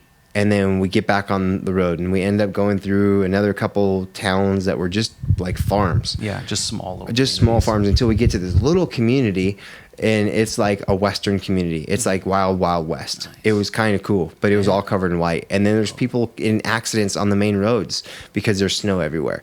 And I have a 4-wheel drive truck. It was a brand new 4-wheel drive truck with badass suspension and tires and everything. So I didn't even have snow chains. Neither did Chuck. He was driving his big diesel 4x4. So we're going through and stuff, and we just keep driving. Finally, we get to the entrance, or what we thought was the entrance of the Lolo Pass, which it was, but there's houses now, and there's no towns. There's no hospitals. There's no doctor's offices. There's nothing. Not even a dentist. Not even a dentist. Jesus. There's volunteers that station themselves out of their houses that listen for emergencies and go and assist. Dude, that's kind of badass. It's kind of badass, right? That's how real tough people shit. Totally. So we're out there, far out in this little community, and you see these little mailboxes every so often, and all of a sudden there's not many cars coming towards us. There's some semi trucks coming though, right? And it's kind of strange because it's such a narrow road. We were getting nervous. Why are these big semi trucks here? But it's a logging part too, so they're carrying a bunch of logs from the mountain. Have you seen Final Destination 2? Oh, I've seen it, man. I've seen it. So we get up to this 1 mile mark, and this guy and his wife come ripping out of their driveway, and they stop us in their truck, and they're like, hey, are you guys headed over the pass? And we were like, yeah, we're going to Montana. He was like, you better be careful, but just so you know, up at mile marker 88, there was a tanker that flipped over. And we were like, what? And he was like, yeah, it just came in over the radio. And so that's what I'm talking about is watch. It's like, so that's how they get reports. Okay. If there's a truck or an accident on the Lolo Pass, it gets CB'd out basically through it, and they have to listen. So people are at their house with their scanners on, and then they'll report and go and help. So cool. And so he's getting ready waiting for people to show up, and we keep driving, and we're at like marker 78 or something like that. So we get a couple more miles up the road to mile marker 88, and sure enough, there's a few cars that are stopped now, and this paramedic ambulance comes driving by, and it's this really podunky paramedic car, and drips past us and goes up. And so me and Chuck sit in the car for a minute, and we were like, let's go check it out. Yeah. So we park the cars, and me and Chuck get out, and by this time the paramedics were already there. The tanker, and I don't know if you remember seeing this on Instagram. I think so. Okay, so just kind of revisiting that whole scenario is that the semi truck was an empty propane tank. It was an empty propane truck. So when I first saw the truck on the propane truck, I was like, don't even get fucking close, dude. Yeah. What if there's gas in that thing? I'm not gonna be near it. And so I was like, well, we gotta do this. We gotta venture up, because at this point there's really nobody around, and we noticed that the EMTs were not EMTs. It was two old ladies that were probably collectively 420 pounds between the two of them, and they were within their 70s. They didn't know what they were doing. I don't even know how they got into that EMT truck. They were the people who responded. So they were not black belts. So I noticed that she's getting a tie strap, and she's buckling onto her belt and then putting it onto the bumper of the EMT as she's about to scale down this cliff to see if this guy's okay. And so Chuck and I went over there, and we were like, hey, no. I wouldn't do that. And so then another guy came over, and so the nerve on this California boy, Jason. Dude, it was gnarly, man. And so we're just sitting there like, this is crazy. I can't believe it's happening. And then we assisted as much as we could, you know. And then some more people showed up, and people were trying to hit the roof in with a hammer and create a hole because this guy's stuck in there. Nobody knew until a little while after if he was even alive, because we were calling for his name and stuff, like calling, hey, are you in there? Are you okay? And then finally you started hearing like a groaning and stuff like that. And so he was okay. And somebody comes up with a chainsaw, and Chuck and I are kind of like in the middle of it, like standing right next to where this is all happening. And we're kind of handing things back and forth in this assembly chain line. Oh, wow. And the tow truck driver that showed up ended up cutting a hole in the roof of the truck, the cab, in the cab of the truck, because it was a sleeper truck, and climb in there and pull out the bed, the mattress and stuff, and they finally free him, and then they bring down the gurney, and me and my friend are holding the gurney on this cliff as we're lifting him out of the truck and onto the gurney, and then we carry him up to the street. And then me and my buddy lift him up onto the EMT gurney, and then the old lady, finally everyone's like, are you okay? He's like, oh, I got a lot of pain in my chest. And it was like, all right. He was like, thank you guys so much for helping and saving me and all these different things. And oh man, and all of a sudden the lady hits a lever on the bottom of the gurney thing, and the thing just drops like 3 feet and hits the ground. And then he's like screams, whoa! And we're like, thanks, bitch. Are you kidding me? Oh my God. After all that? So we lifted him up and put him into the paramedics, and then we were like, we got to go, because by this time we've been sitting here for 3 hours. Damn. You know, and so we're really worried, because we know we got like 99 miles on this pass road, and it's starting, like, we know it's going to get dark, you know, and so. And that's even more dangerous. We get going, you know, and it's just like, it's so crazy, because it's one lane to one lane. And it's gnarlier than the 154. If you know what the 154 is like, the 154 to me is unforgiving, but it's not that scary. This road was scary, and it was white, and there was snow falling so thick that you could barely see in front of you. The snow tracks from any vehicles that were in front of us were being immediately covered up by the snow that was falling. The snow hitting in between the tire tracks was hitting the gearbox it was just, you could hear it going off to the right. To the passenger side of the truck, it's a 15-foot drop from a cliff into a roaring rapid of white water from snow, and there's chunks of snow floating through the river. And other truckers, And so, but on the left of you, on the driver's side, the truck drivers that are loggers in these semi trucks are coming down the mountain, passing you on that side. And sounds like a fucking immediately horror movie, to the left of that is just a sheer cliff of trees covered in snow, and there's just big chunks of snow that falls from trees because it's getting so thick. It was hell is not hot. Scene. Hell is not hot. That's what I came to believe. Hell was that road trip in that mountain pass in the winter. That was one of the scariest moments in my life. I survived it because I had my wife and my son in the car, and God was watching out for us. I was not going to let anything happen to my wife or son while I was on that road. But it was the scariest moment I've ever gone through in a vehicle. It was so sounds terrifying. Scary. Dude, I am sweating just thinking about it. That is wild. Also, great description. Yep. Really good details. But once we got to the top of the pass, we finally realized like we were at the top. And there was a certain point where you get so high up the mountain that the river's gone. But now it's just, you don't know what's on the other side of that ledge. Like, you just don't want to know. It's just nothing. Yeah. So you're just hoping that you don't slide, you know, because you're in snow, right? And I don't have chains on my vehicle because I'm in an off-road vehicle with all-terrain tires. Yeah. So I'm like, I don't think I need chains. I should have had chains, but I didn't have chains. Yeah. And so I'm just begging God to not let our truck slip off the side of the cliff, from the snow. And we get to the top, or what was about the top, and now we see snowplows. There's no snowplows on the mountain pass. They're all up at the top hanging out. So there was one little forest station way at the top where there was like 4 snowplows. And I think that they lived up there for the time being or whatever, and they snowplowed certain areas. So we get all the way up there, and we stop our trucks for a second. We get out, and when you jump out of the truck, you're literally up to your knees in snow, and there's just snow caked into the bottom of the truck. And I realized that I had less than an eighth of a tank of gas, and I had no idea how much longer it was going to be until we found a gas station. Oh my God. So at the only saving grace I thought was, well, it's downhill at this point. Coasting. We're coasting. But if I had gotten out of gas or anything, and then my truck doesn't start, well, we're all sleeping in the back of Chuck's truck together. So what would have happened is we would have ended up just stopping, camping out in the bed of a truck, pulling everything out of the trucks, and all piling into the back of a truck, trying to stay warm. Like, what would we have done? I mean, there was no trucks that were going to come up and save us in that snowstorm. It was pretty gnarly, dude. It was crazy. Terrifying. So we finally make it back down, and maybe it was the craziness of the trip itself from that mountain pass coming into the safety of an open road without a lot of snow on the ground.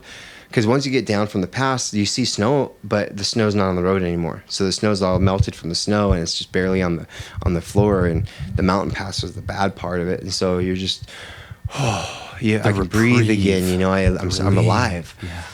But anyways, Montana. So we get to Montana, and that's so beautiful, dude. No wonder you loved it. You had a freaking that. I was like moment. reborn. It was like the reprieve, the refreshing, the relief of that terror. Probably romanticized that. I definitely think so, and I was so looking forward to it. And we were in such good company with our best bud. And it was just you appreciate everything. I appreciated decent from then that drive on that you were experiencing, because 100% when it's miserable, when you go through shared struggle like that, it brings people together, brings you really close. Yep. And it delivers this appreciation that I don't think can be replicated in like a staged kind of way. It has to be something like Rogan always talks about this hunting trip he took with Steven Ranella and Brian Callen on this fucking island in Alaska. Rained for days, misery, never stopped raining, was super miserable. He went home, took a hot shower, and he's like, I had to call Steven Ranella up, and he's like, dude, I feel amazing right now. I'm like the happiest I've ever been. Like, I feel right now. And he's like, dude, I know, right? Like, what's going on? Like, because of the misery and that shared struggle that you went through, and then the oasis and the part of Montana that you just got to arrive in and then see, and it wasn't terrifying anymore. Yeah. I completely am aware of the feeling. I've experienced it a time or two. It's really great. Okay. Yeah, that's exactly what it was. It was Montana, dude. It was so cool, so cool. But ultimately, it didn't happen. We came back and went through some depression. That was something that was real. When I came back, I was so torn up emotionally about California and the way California was and the state that it was in, and having poured so many years of my life and breaking and damaging my body and my soul to be able to teach this art to people. I was so heartbroken with what California was doing that I was just wanting to go. I didn't want to be here anymore. Absolutely. And Montana was so like, it was like rebirth. I was like, this is what I want. This is where I want to be. This is what I want to do. I want to open a school. I want to be a part of my friend's life in a deeper, more intimate way, with live in this, homestead with each other, and, be men again, and raise our family like we should be raising our families. We had this grand plan, and we came back, with the intentions of getting everything lined up to do it, and it just didn't happen. And when it didn't happen, it was kind of a lot was going on, and a lot of doubt was coming through, and a lot of people were unready to move forward. And so with that, we just didn't go. And that led to its own darkness and depression in myself. And I won't speak for anybody else, but I was definitely going through a lot of depression with that. And I was here and I was teaching jiu-jitsu and I was trying to be the best person I could be. But it was clear that, you know, people, even students knew that there was something that was affecting me, you know. And I think the closest people to me kind of started figuring it out, you know. And it was nothing that anybody could do. There was nothing anybody could talk me down from. It was something that I had to emotionally and mentally work through and figure out, you know, what's my purpose? Where is my purpose meant to be carried out? Is it here? Is it there? What? I don't know. And so enough time had passed that it was pretty clear I wasn't meant to be in Montana at that time. Yeah. It's not saying in the future we don't ever try and go and buy a house in Montana as a second location to live and stuff. But at the time, it seemed like a honeymoon thing, and it was just a beautiful thing, and it just wasn't meant to be. But that had its own battle, like, you know, accepting that because I didn't want to be here anymore. And so, and that sounds like such a difficult place to be put in, where you're essentially kind of stuck in this place that is the antithesis to your values, what you want to do with your family. And then you had someone that had shared concepts and values, and then you found this beautiful place where you can pursue them, right? And then that doesn't happen. It sounds like a rock in a hard place, and getting stuck in either the hard place or the rock. Yeah, you know what I mean. I think the ultimate decision making or decisive, the decision behind not going was that we realized we had put everything forward here at this school and in the state, and we had built a community. Yeah. We had built a tribe of people that wasn't just a few people that liked jiu-jitsu and enjoyed coming to train jiu-jitsu. We built an empire. We built a community of people in this valley and surrounding areas that come to this community to be a part of what we're doing. Yeah, I hate jiu-jitsu. Yeah, you just come for us. That's right. And that's we built that, my wife and I, and the team that came through collectively, because it's not just us, it's everybody that came through the door and, you know, adopted what we were doing and continued to let that build in their life, and then that translated to other people. But we're all responsible for the success we had, and ultimately what we were looking at having to do was take all the success we had created here and realize we have so many positives going on for us here. The one negative is the thing we can't control. That's California. But everything else is there. The ability to have an amazing life, an amazing family, to be able to give back in a rewarding way to the community, which will only increase value to the future of this town. Everything we wanted to do was here. The only thing that was, it is gorgeous. It is a beautiful place. The only thing that was against our favor was the rules that California was trying to impose on people, and these weird, crazy, psychotic, draconian restrictions and laws and crippled ways of thinking. Absolutely. And so then we decided, well, if we go to Montana, we have the formula, we have the freedom that the state is taking away from us from California there, but we have the trade-off is we don't have the community built. So now we have to drop what we're doing here to go build it over there and start over again in a state that we just hope doesn't change their values. So what happens when we go to Montana and we do what we're going to be doing, and in 2 years' time we have built a community like we did in St. Anna's Valley, and then Montana doesn't just get a new governor and start adopting the laws that California's imposed. Right? So like all these different variables were there, and that just kind of led to the depression of what am I supposed to do? Like, I don't know what to do anymore. I don't know where I'm supposed to be. I don't know. And how much anxiety you get from not knowing what the outcome will be, either staying or going. Yeah. You know, whether you keep a school here, have a school there, or just have a school here, or don't have one. Yeah. Or don't have a business. Right. Like, what's going to happen of it? You know, what's going to become? Maybe this is, you know, I bet there's so many questions constantly of like, was this the right choice? Should we have done this? Was there something else we should have done? You know, there used to be. So yeah, of course, right? Like with anything, there's what ifs. You know, makes perfect sense. Yeah. And I couldn't only imagine what kind of weight that held in the recipe of depression, right? Yeah. Where that was just like fueling that fire of stress. Yeah. But it's funny how things full circle though. Yeah. Like, because here we are, like, to kind of maybe close out the next 20 minutes or so, and maybe get into the next podcast. But we are now in a position where we've grown so much as a business and as a family. And we're doing so many more positive things in this community. So when we finally decided that we're not going anywhere, we're sinking our roots and we're going to grind this out. You stuck your feet in there. And I started getting through that depression. I started passing it and getting through it and not having to deal with it as much anymore. My buddy and I came into this gym one morning. I had a membership here. He didn't. And we'd been trying to schedule ourselves to link up in the morning to train weightlifting together. Mm-hmm. And I was like, you come here to Performance, and he was like, no, you come to All Sport, because I had a membership here, he had a membership to All Sport, so it was the battle, who's going to go where. I went to All Sport with him one time and I was like, this place sucks, let's go to Performance. And he was like, all right, I'll meet you at Performance, because it's right next to the gym. So he came with me once and worked out, and then that was that. But then one time he texted me at night, this was March 3rd, and he goes, hey dude, let's go into the gym at 5 a.m. and do takedowns. And I was like, no, how about tomorrow is the day you come to Rob Rosenberry's with me? And he was like, oh, I like that idea.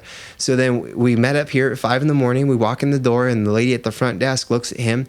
I was like, hey, can we sign him up for a membership? And she was like, I got too much stuff going on right now. Here, just sign this paper, and then you can go work out today. Come back tomorrow, and Elizabeth will talk to you about the membership. Okay, fine. That's cool. We worked out, came back the next day. We got a good lift in. So we were like, let's come back tomorrow.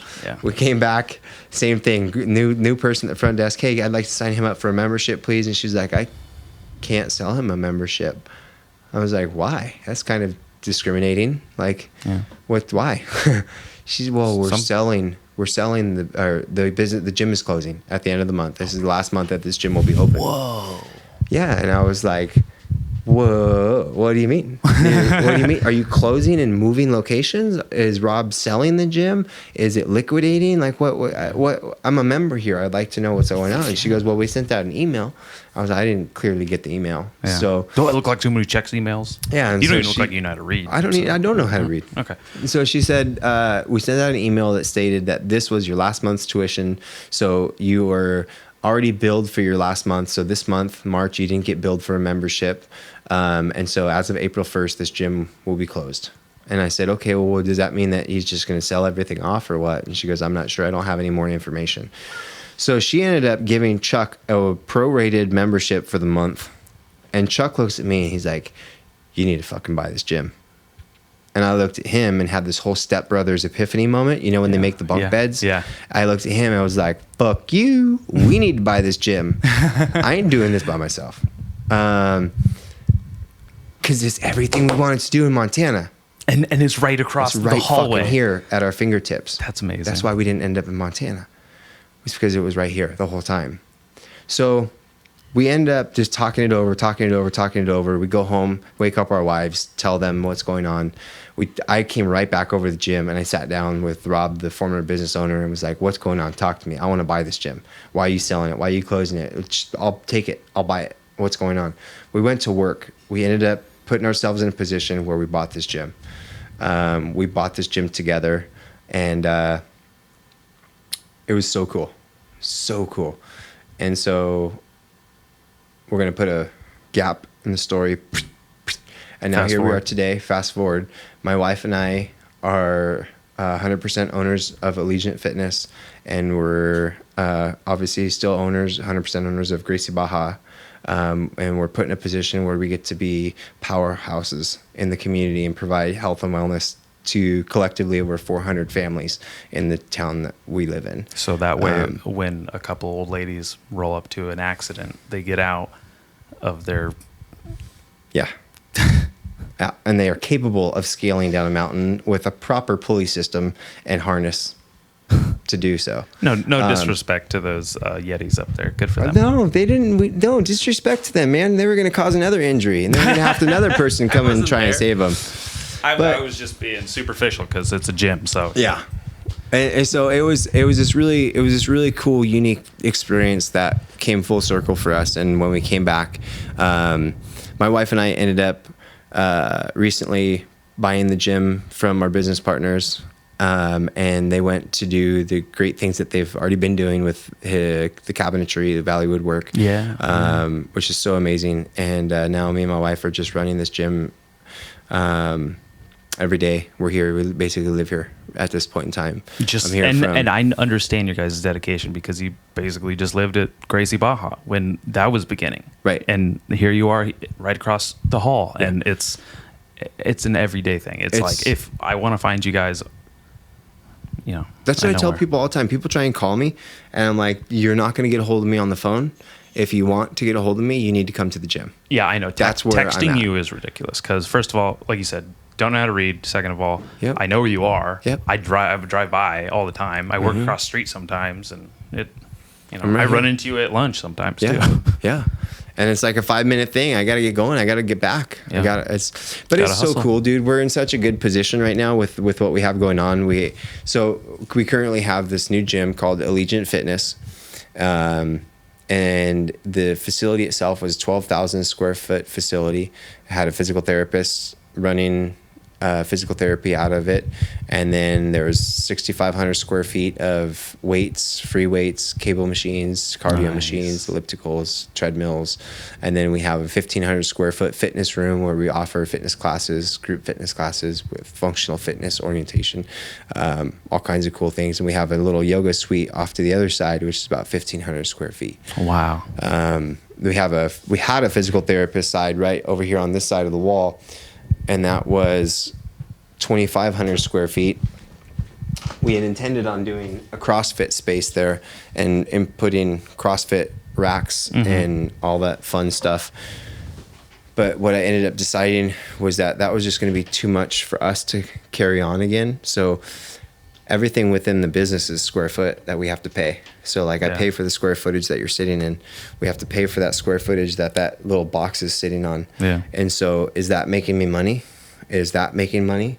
Like, everything has to produce income. And if I have to employ something in order for that square footage to make money, then it's not that great of a business formula for that position. So anyways, that space was too much.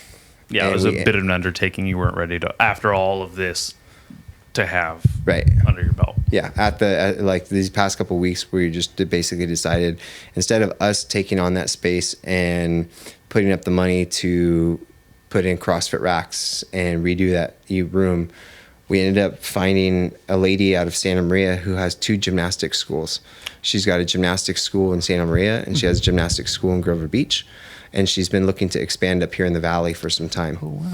And so we had her come up and take a look at the space, and it worked out for her. So we had a contractor come out and rip out some of the floating walls in the space. So now it's an open floor plan, and she's going to be leasing that space from us to do a gymnastics program for youth. Gymnastics is wonderful. My mother was a gymnast. My girlfriend did gymnastics when she was a kid. I have a vested interest in gymnastics, and I think there's really good for people's physical health and community. And if you want to see someone tear shit up in jiu-jitsu, have them do gymnastics. Yep. Those people have, of all people that look like they're on performance-enhancing drugs but aren't, gymnasts, I think, do it the best. Yeah. Go to the Cirque du Soleil. Yeah. I don't know. Go to a Vegas show. French. Yeah, go to a Vegas show and watch some of the male performers doing their stuff, and you're gonna be like, "Damn, what does that guy do?" Yeah. Well, he did gymnastics his whole life. Yeah. It's an amazing fit. I wish if I could look like any athlete, I'd want to look like a gymnast, because they look top notch, ripped, rippled. Yeah. For me in jiu-jitsu, it's something it's important, because we get a lot of kids nowadays. We're coming into a new wave of kids right now with jiu-jitsu, and that's a whole different subject. You said it. New wave. New wave. What I mean by that is that the 5-year-olds were 3-year-olds during COVID, which means by the time that they could start to really speak and understand facial recognition, what was everybody wearing? Stupid masks. And they wore those stupid masks for a big chunk of that developmental part of their growth. Kids, I feel really So bad for we now have children that have gone through that. So now we now have a handful of 5-year-old kids that are socially underdeveloped, and the facial recognition and cues that you use when you speak, and you use emotion and the way you talk and the way your lips move and stuff, they need to see that, and they didn't see it for so long. So now they don't know how to understand it, and so it's really hard to retrain some of these kids. We're just experiencing this now with some of these kids and stuff. And so, but going back to gymnastics is when these 3-year-olds and 4-year-olds come to our jiu-jitsu program, the parents want to sign them up, but I won't work with kids unless they're 5 years old. I'm actually starting to consider not working with children until they're 6, because 5-year-olds are even starting to fall far behind, because we're getting the 5-year-olds now are the 3-year-old COVID kids. Yeah. And they need a little bit more development before they're ready for jiu-jitsu. You can't necessarily put on top of the training structure. Exactly. Yeah, that's a whole other part of the curriculum element that there's not necessarily room for, or just might not necessarily be your forte. You know, correct. You're going to be a black belt in jiu-jitsu. You're not necessarily going to be a black belt in teaching everyone else's kids how to come back from the lack of development that they probably got exposed to. Yeah. Well, and I have to learn how to bring these kids back from that, because I do consider myself a black belt coach for kids. Like I'm the best kids coach, hands down. I'm the best kids coach there has ever been. I'm the best. Like I will argue that with anybody. Prove me wrong, and I'll shake your hand and say good job. Lot into, and you can tell. I've been in classes when, like, you've had to go through it. It's been a real frustrating day. And I would have never known had you not said something, because you kept that under wraps. You had professional appearance and communication with all these children and handled them all on your own. Yeah. I was like, I'm not going in there. I was like, I can't. I'll wait till that class is over. I'm going to be rolling my eyes, going to be biting my tongue the whole time. There's no way. Yeah. But and I know how to do that. But what I don't know yet, because I didn't go to school, I didn't go to college.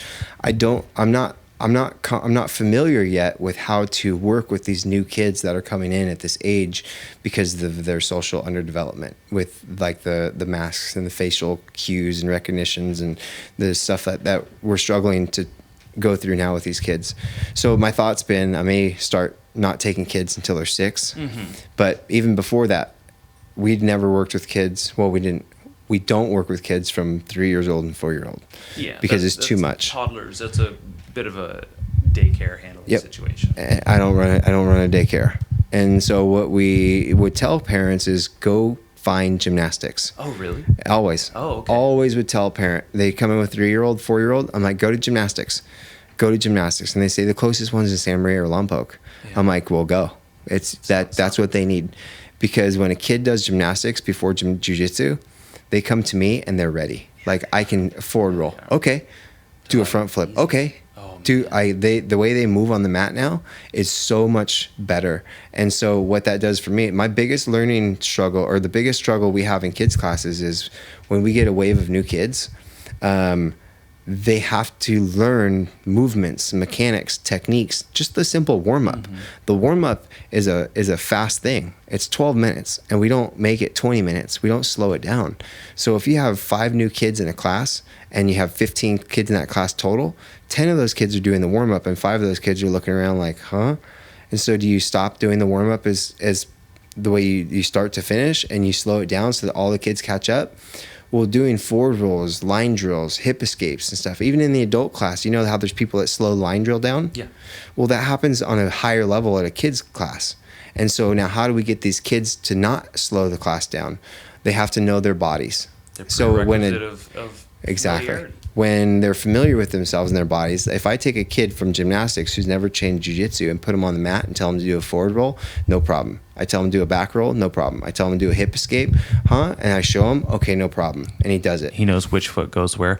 I was 22 years old first time I did a hip escape, and I was like, what the fuck is this? Yeah, what is that? I was not. I was probably right there with you. Yeah. 20-something years old. Yeah. Not good. But so that helps us, because then they come in and they learn fast. They get past that learning curve really quickly, and then they start doing jiu-jitsu. Sponges too. Oh yeah, they're super spongy. So cool. Do you ever consider the advantages you had in jiu-jitsu and the way you've growing up in jiu-jitsu versus someone like came before you? In regards to like for example, these kids that might have gymnastics beforehand, and they have all of these instructionals at their fingertips, and they have this school, and they have like all this exposure to it, and jiu-jitsu is bigger than ever now because of Joe Rogan and ADCC and Gordon Ryan and all of these things have just blown it up, and it's become huge. And the kids who are training now are going to look like savages. Yeah. They're going to be so much better. The reason I ask is because there's things I want to identify that I have the advantage of, or I have the, like some kids didn't grow up with internet and information at their fingertips. Right. Like I did, or like Jacob has. And sure. It's like, I want to know what it is. I want someone to point out what I have, and so I can take full advantage of those possibilities. Right. Like the instructionals. Like, is there something I could be doing that I'm not? Because before it used to just be like, oh, just train jiu-jitsu. That's how you get better at jiu-jitsu. Show up to class and learn the lesson. Yeah. And it's like, you can learn jiu-jitsu that way. It's really good. Yeah. But I remember I came in and I was like, oh, well, I've been doing powerlifting competitions. I have a closed guard that's really strong. Yeah. Because my legs are freaking dense logs of strength from Sure. skateboarding, deadlifting, bam. Yep. All else fails, I'm going to put you in my closed guard and hold you there until I decide what to do. You know? It was just like little things like that, little advantages. Like, I think everybody has the ability to be great at jiu-jitsu. Will you pop that door open real quick? It's a little toasty in here. Everybody has the ability to be great at jiu-jitsu. Yeah, keep talking. I got you. But you have to like live your life. You still have to have a job. You still have to have a career. Some people. So I guess let me backtrack a little bit. In the years that I've trained jiu-jitsu, I've realized to date that my game is structured off of maybe, I'm just throwing numbers out there, 20% of everything that I've done in my training career, right? From start to finish, the things I use the most is 20% of everything I know. And I don't use the 80% because it's not efficient. It's not efficient for me. It's not efficient for my body. I don't move that way. The technique is garbage. That technique doesn't work. But but I know it, right? And so, because I've done it and I've trained it and I've been there, I've been submitted by it. I've submitted people with it. I've done those things. And so the 20% to me is, how do I do as much as possible by doing as little as possible? And being comfortable enough to be smashed as hard as somebody can smash me and still make those minor adjustments to get to where I want to be, doing as little as possible to do that. And so I've developed this new game where 20% of everything I've learned is what I use, and I use it in a very efficient way, to the point where I'm not even using strength anymore. Like when next time you roll with me, you're gonna be like, "Who the hell are you?" I'm weak, dude. I'm breaking down. I'm weak. His arms are as big as they've been since I've met him. He literally owns a gym. I can hear weights being set down. Yeah, there's people weight room. So, but I use technique, and that's it, right? I don't use the 80%. Now, where the 80% saves me is when that black belt thrashes you. Is when that black belt thrashes me and does that 80% bullshit that I don't do. Like that I have to understand, because that's like, oh, you can't do that. I already know where you're going. It also it saves you when you're rolling like with someone like me. I have only been doing jiu-jitsu 5-6 years, if that. You know what I mean? I'm going to use a lot more strength, and I'm going to be a little more. And a tip I got from you was like, dude, you can steamroll people. You're a bulldozer. Just do that. So oh, okay. I'm pretty nice in jiu-jitsu. I'm not very. I don't want to be hurt, and I don't want to hurt other people. Right. So sometimes I'm a little chicken shit when I'm doing jiu-jitsu. Yeah. So I try to be a little more technical. Yeah. Yeah, but you can still be technical and be a bulldozer and be nice about it. It's just the constant forward movement is what you need, is what you're trying to achieve. So that with me doing that to you might really come into play, where you're like, I know how to do that. Yeah, I know how to negate that. So you get like, I try and tell. Sometimes I tell people in our class, at the end of our class, you can't expect to take the elevator to the top. right? In jiu-jitsu, there's no shortcut in jiu-jitsu. It's chutes and ladders. 5 years ago, 5 years ago, I used to tell people there is absolutely no shortcut in jiu-jitsu. You have to go through the grind. You have to go through the repetition. You have to go through the beatings, the broken fingers. You have to go through that to get to where you want to be. If you want to be that black belt, you got to go through that. And so now I'm kind of proven wrong, and my eyes have been open a little bit more, but there has to be a very specific formula in order for you to take that elevator ride. And so think about the movie Rocky, where the Russian, when they basically like GMO that Russian guy, you know? So that's the elevator. So the Russian guy took the elevator to the top, right? He didn't go through all the grungy fights. He didn't go through the smoker fights and the boxing ring and the bar and then the build up to Apollo's gym.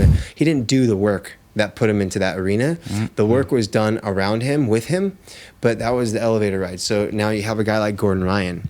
Now Gordon Ryan's trained his ass off, dude. He's put in the grind and stuff prior to, everyone's like, oh, he's just like, he has this little camp and he only does so many things, but he's done everything. Like he's grinded with Tom DeBlas's school over in New Jersey and, you know, at Henzo's school. That dude has trained hardcore. My first instructional, Tom DeBlas. What he does now is he uses the efficiency of the techniques he's learned over those years to negate the 80% bullshit that people try and throw at him.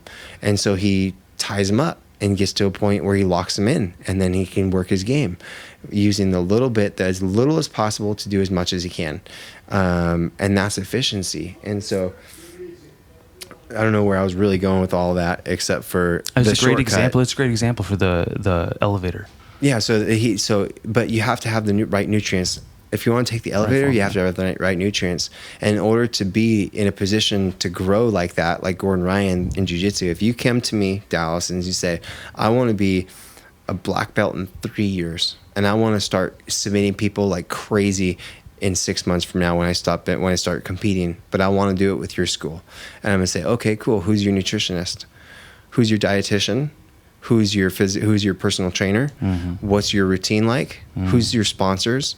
Who's paying for all this? Right. Because without all those things in play, you ain't doing it. Gordon Ryan has all those things in his team. They literally wake up and train all day for a reason. Yeah. Because 7 days a week. Their life is created on Christmas, 365 days a year. Totally. It's a sacrifice, you know? So there's no shortcut unless you can have the right nutrients, right? Unless you have the right soil and environment to do that. It's a breeding ground for him. It's great for him. Yeah. He's awesome, dude. His performance is legit. Oh my God, dude. I watched. Oh my God, it's so great. The way when he leg locked his old teammate, Nicky Rod. I didn't watch that match. I did, though, is what I'm telling you. I was bummed to see that match.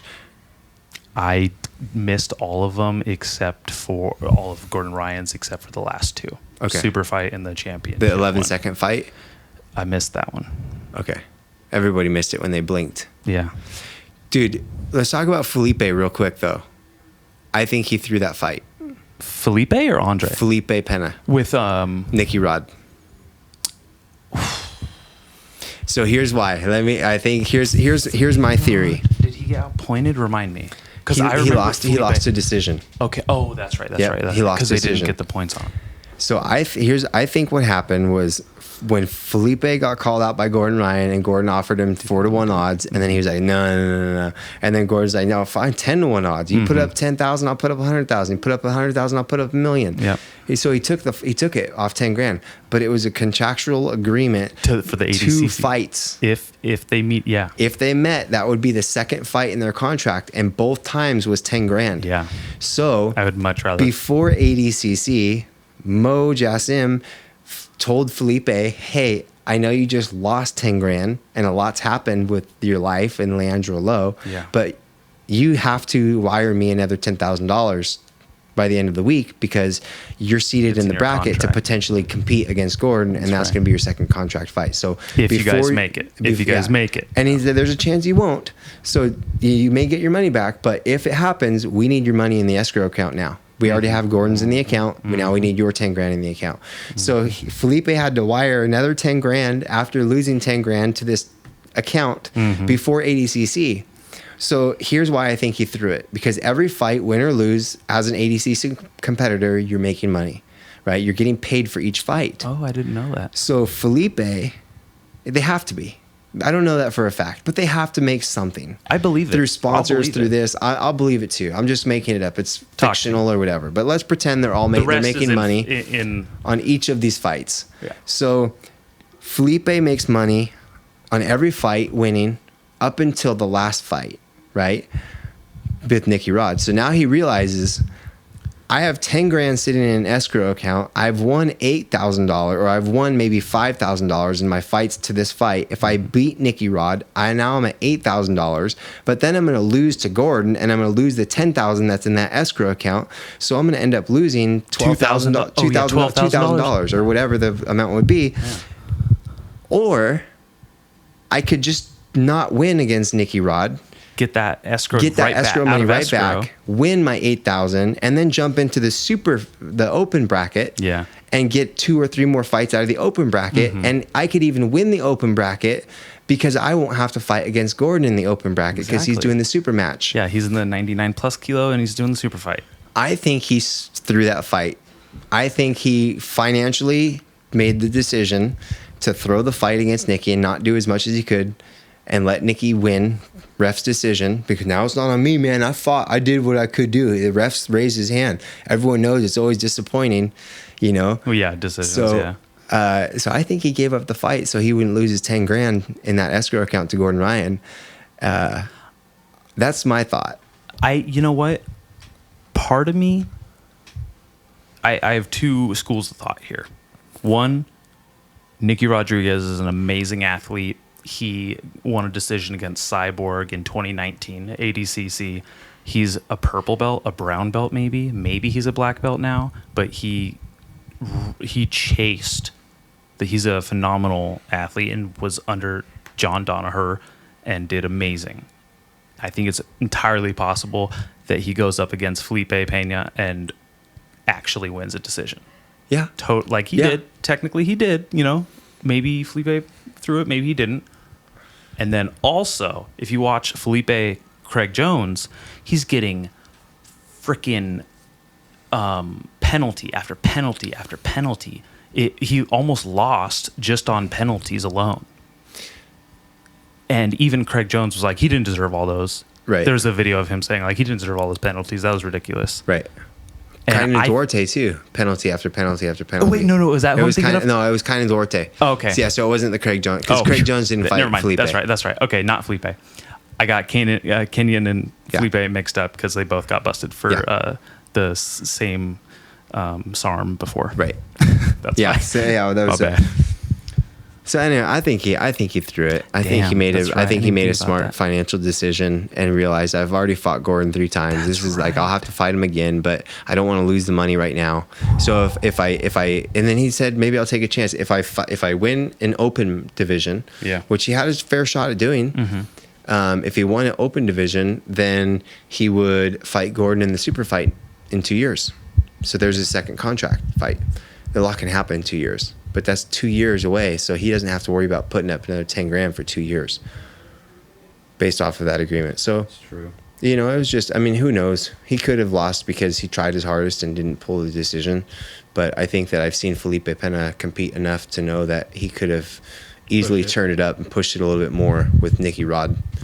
I'll say, kind of shifting gears here a little bit, the Galvao-Ryan super fight was probably the most, I wouldn't say nervous, but most focused, like in the moment and kind of actually present that I've seen Gordon Ryan. His face was he was pushing it. He was worried. He looked like he was like, I have to put effort into this, and he still took his back. Had it was 20 points it was stacked points. Because you can exploit their point system there. If you relock a triangle or a body triangle, they'll give you points for that. That's pretty cool. You can really exploit that. And then did kind of like an open strangle, a forearm. Grabbed his forearm and strangled him. That was impressive. Yeah, But he couldn't get locked up with those traps. He couldn't get locked in a deep rear naked choke. but he choked him that way too, like, which is also very, very impressive. Right. And, you know, after everything, after the slap at the who's number one and everything, or whatever event it was, I think it was in Florida. It was somewhere, Texas or something. I don't even remember now. It's the drama. Ugh. But I slapped him across the face twice. I was like, Jesus. That, honestly, like, watching him do that to Galvao, I was like, this guy's gnarly. Like, his stock went way up in my book. And I already love Gordon Ryan because I'm the same age as him. So he's like my contemporary. Okay. You know? Yeah. And it usually when someone's like your age or younger than you, you're like, this fucking, I'm like, oh God, get this kid out of here. You're making me look bad because I'm not as good as you. Like in skateboarding, like if someone was younger than me, better at skateboarding, I hated them. Growing up, I was so jealous because I was just so insecure. Yeah, but I'm the same way with young weightlifting kids that come in here. Oh God, doesn't it suck? I know. If they're sumo lifting, I don't care. Yeah, it's. Well, dude, all steamed out. Long time. This has been a great podcast, dude. I think this is fun. I think as long as it's been since we've done one, this has been my favorite I've done with you. Well, cool. I appreciate that. I think it's been a fun one. I don't remember the last ones. I don't have a good memory. But I'm going to say that this was the funnest one I've had. This is really a dynamic one. There's been a lot of content, a lot of jumping around. That is been fun. Thank you so much. Absolutely, man. Cool. Right. I'll get this out soon. Thank you, sir. Thank you, Coach.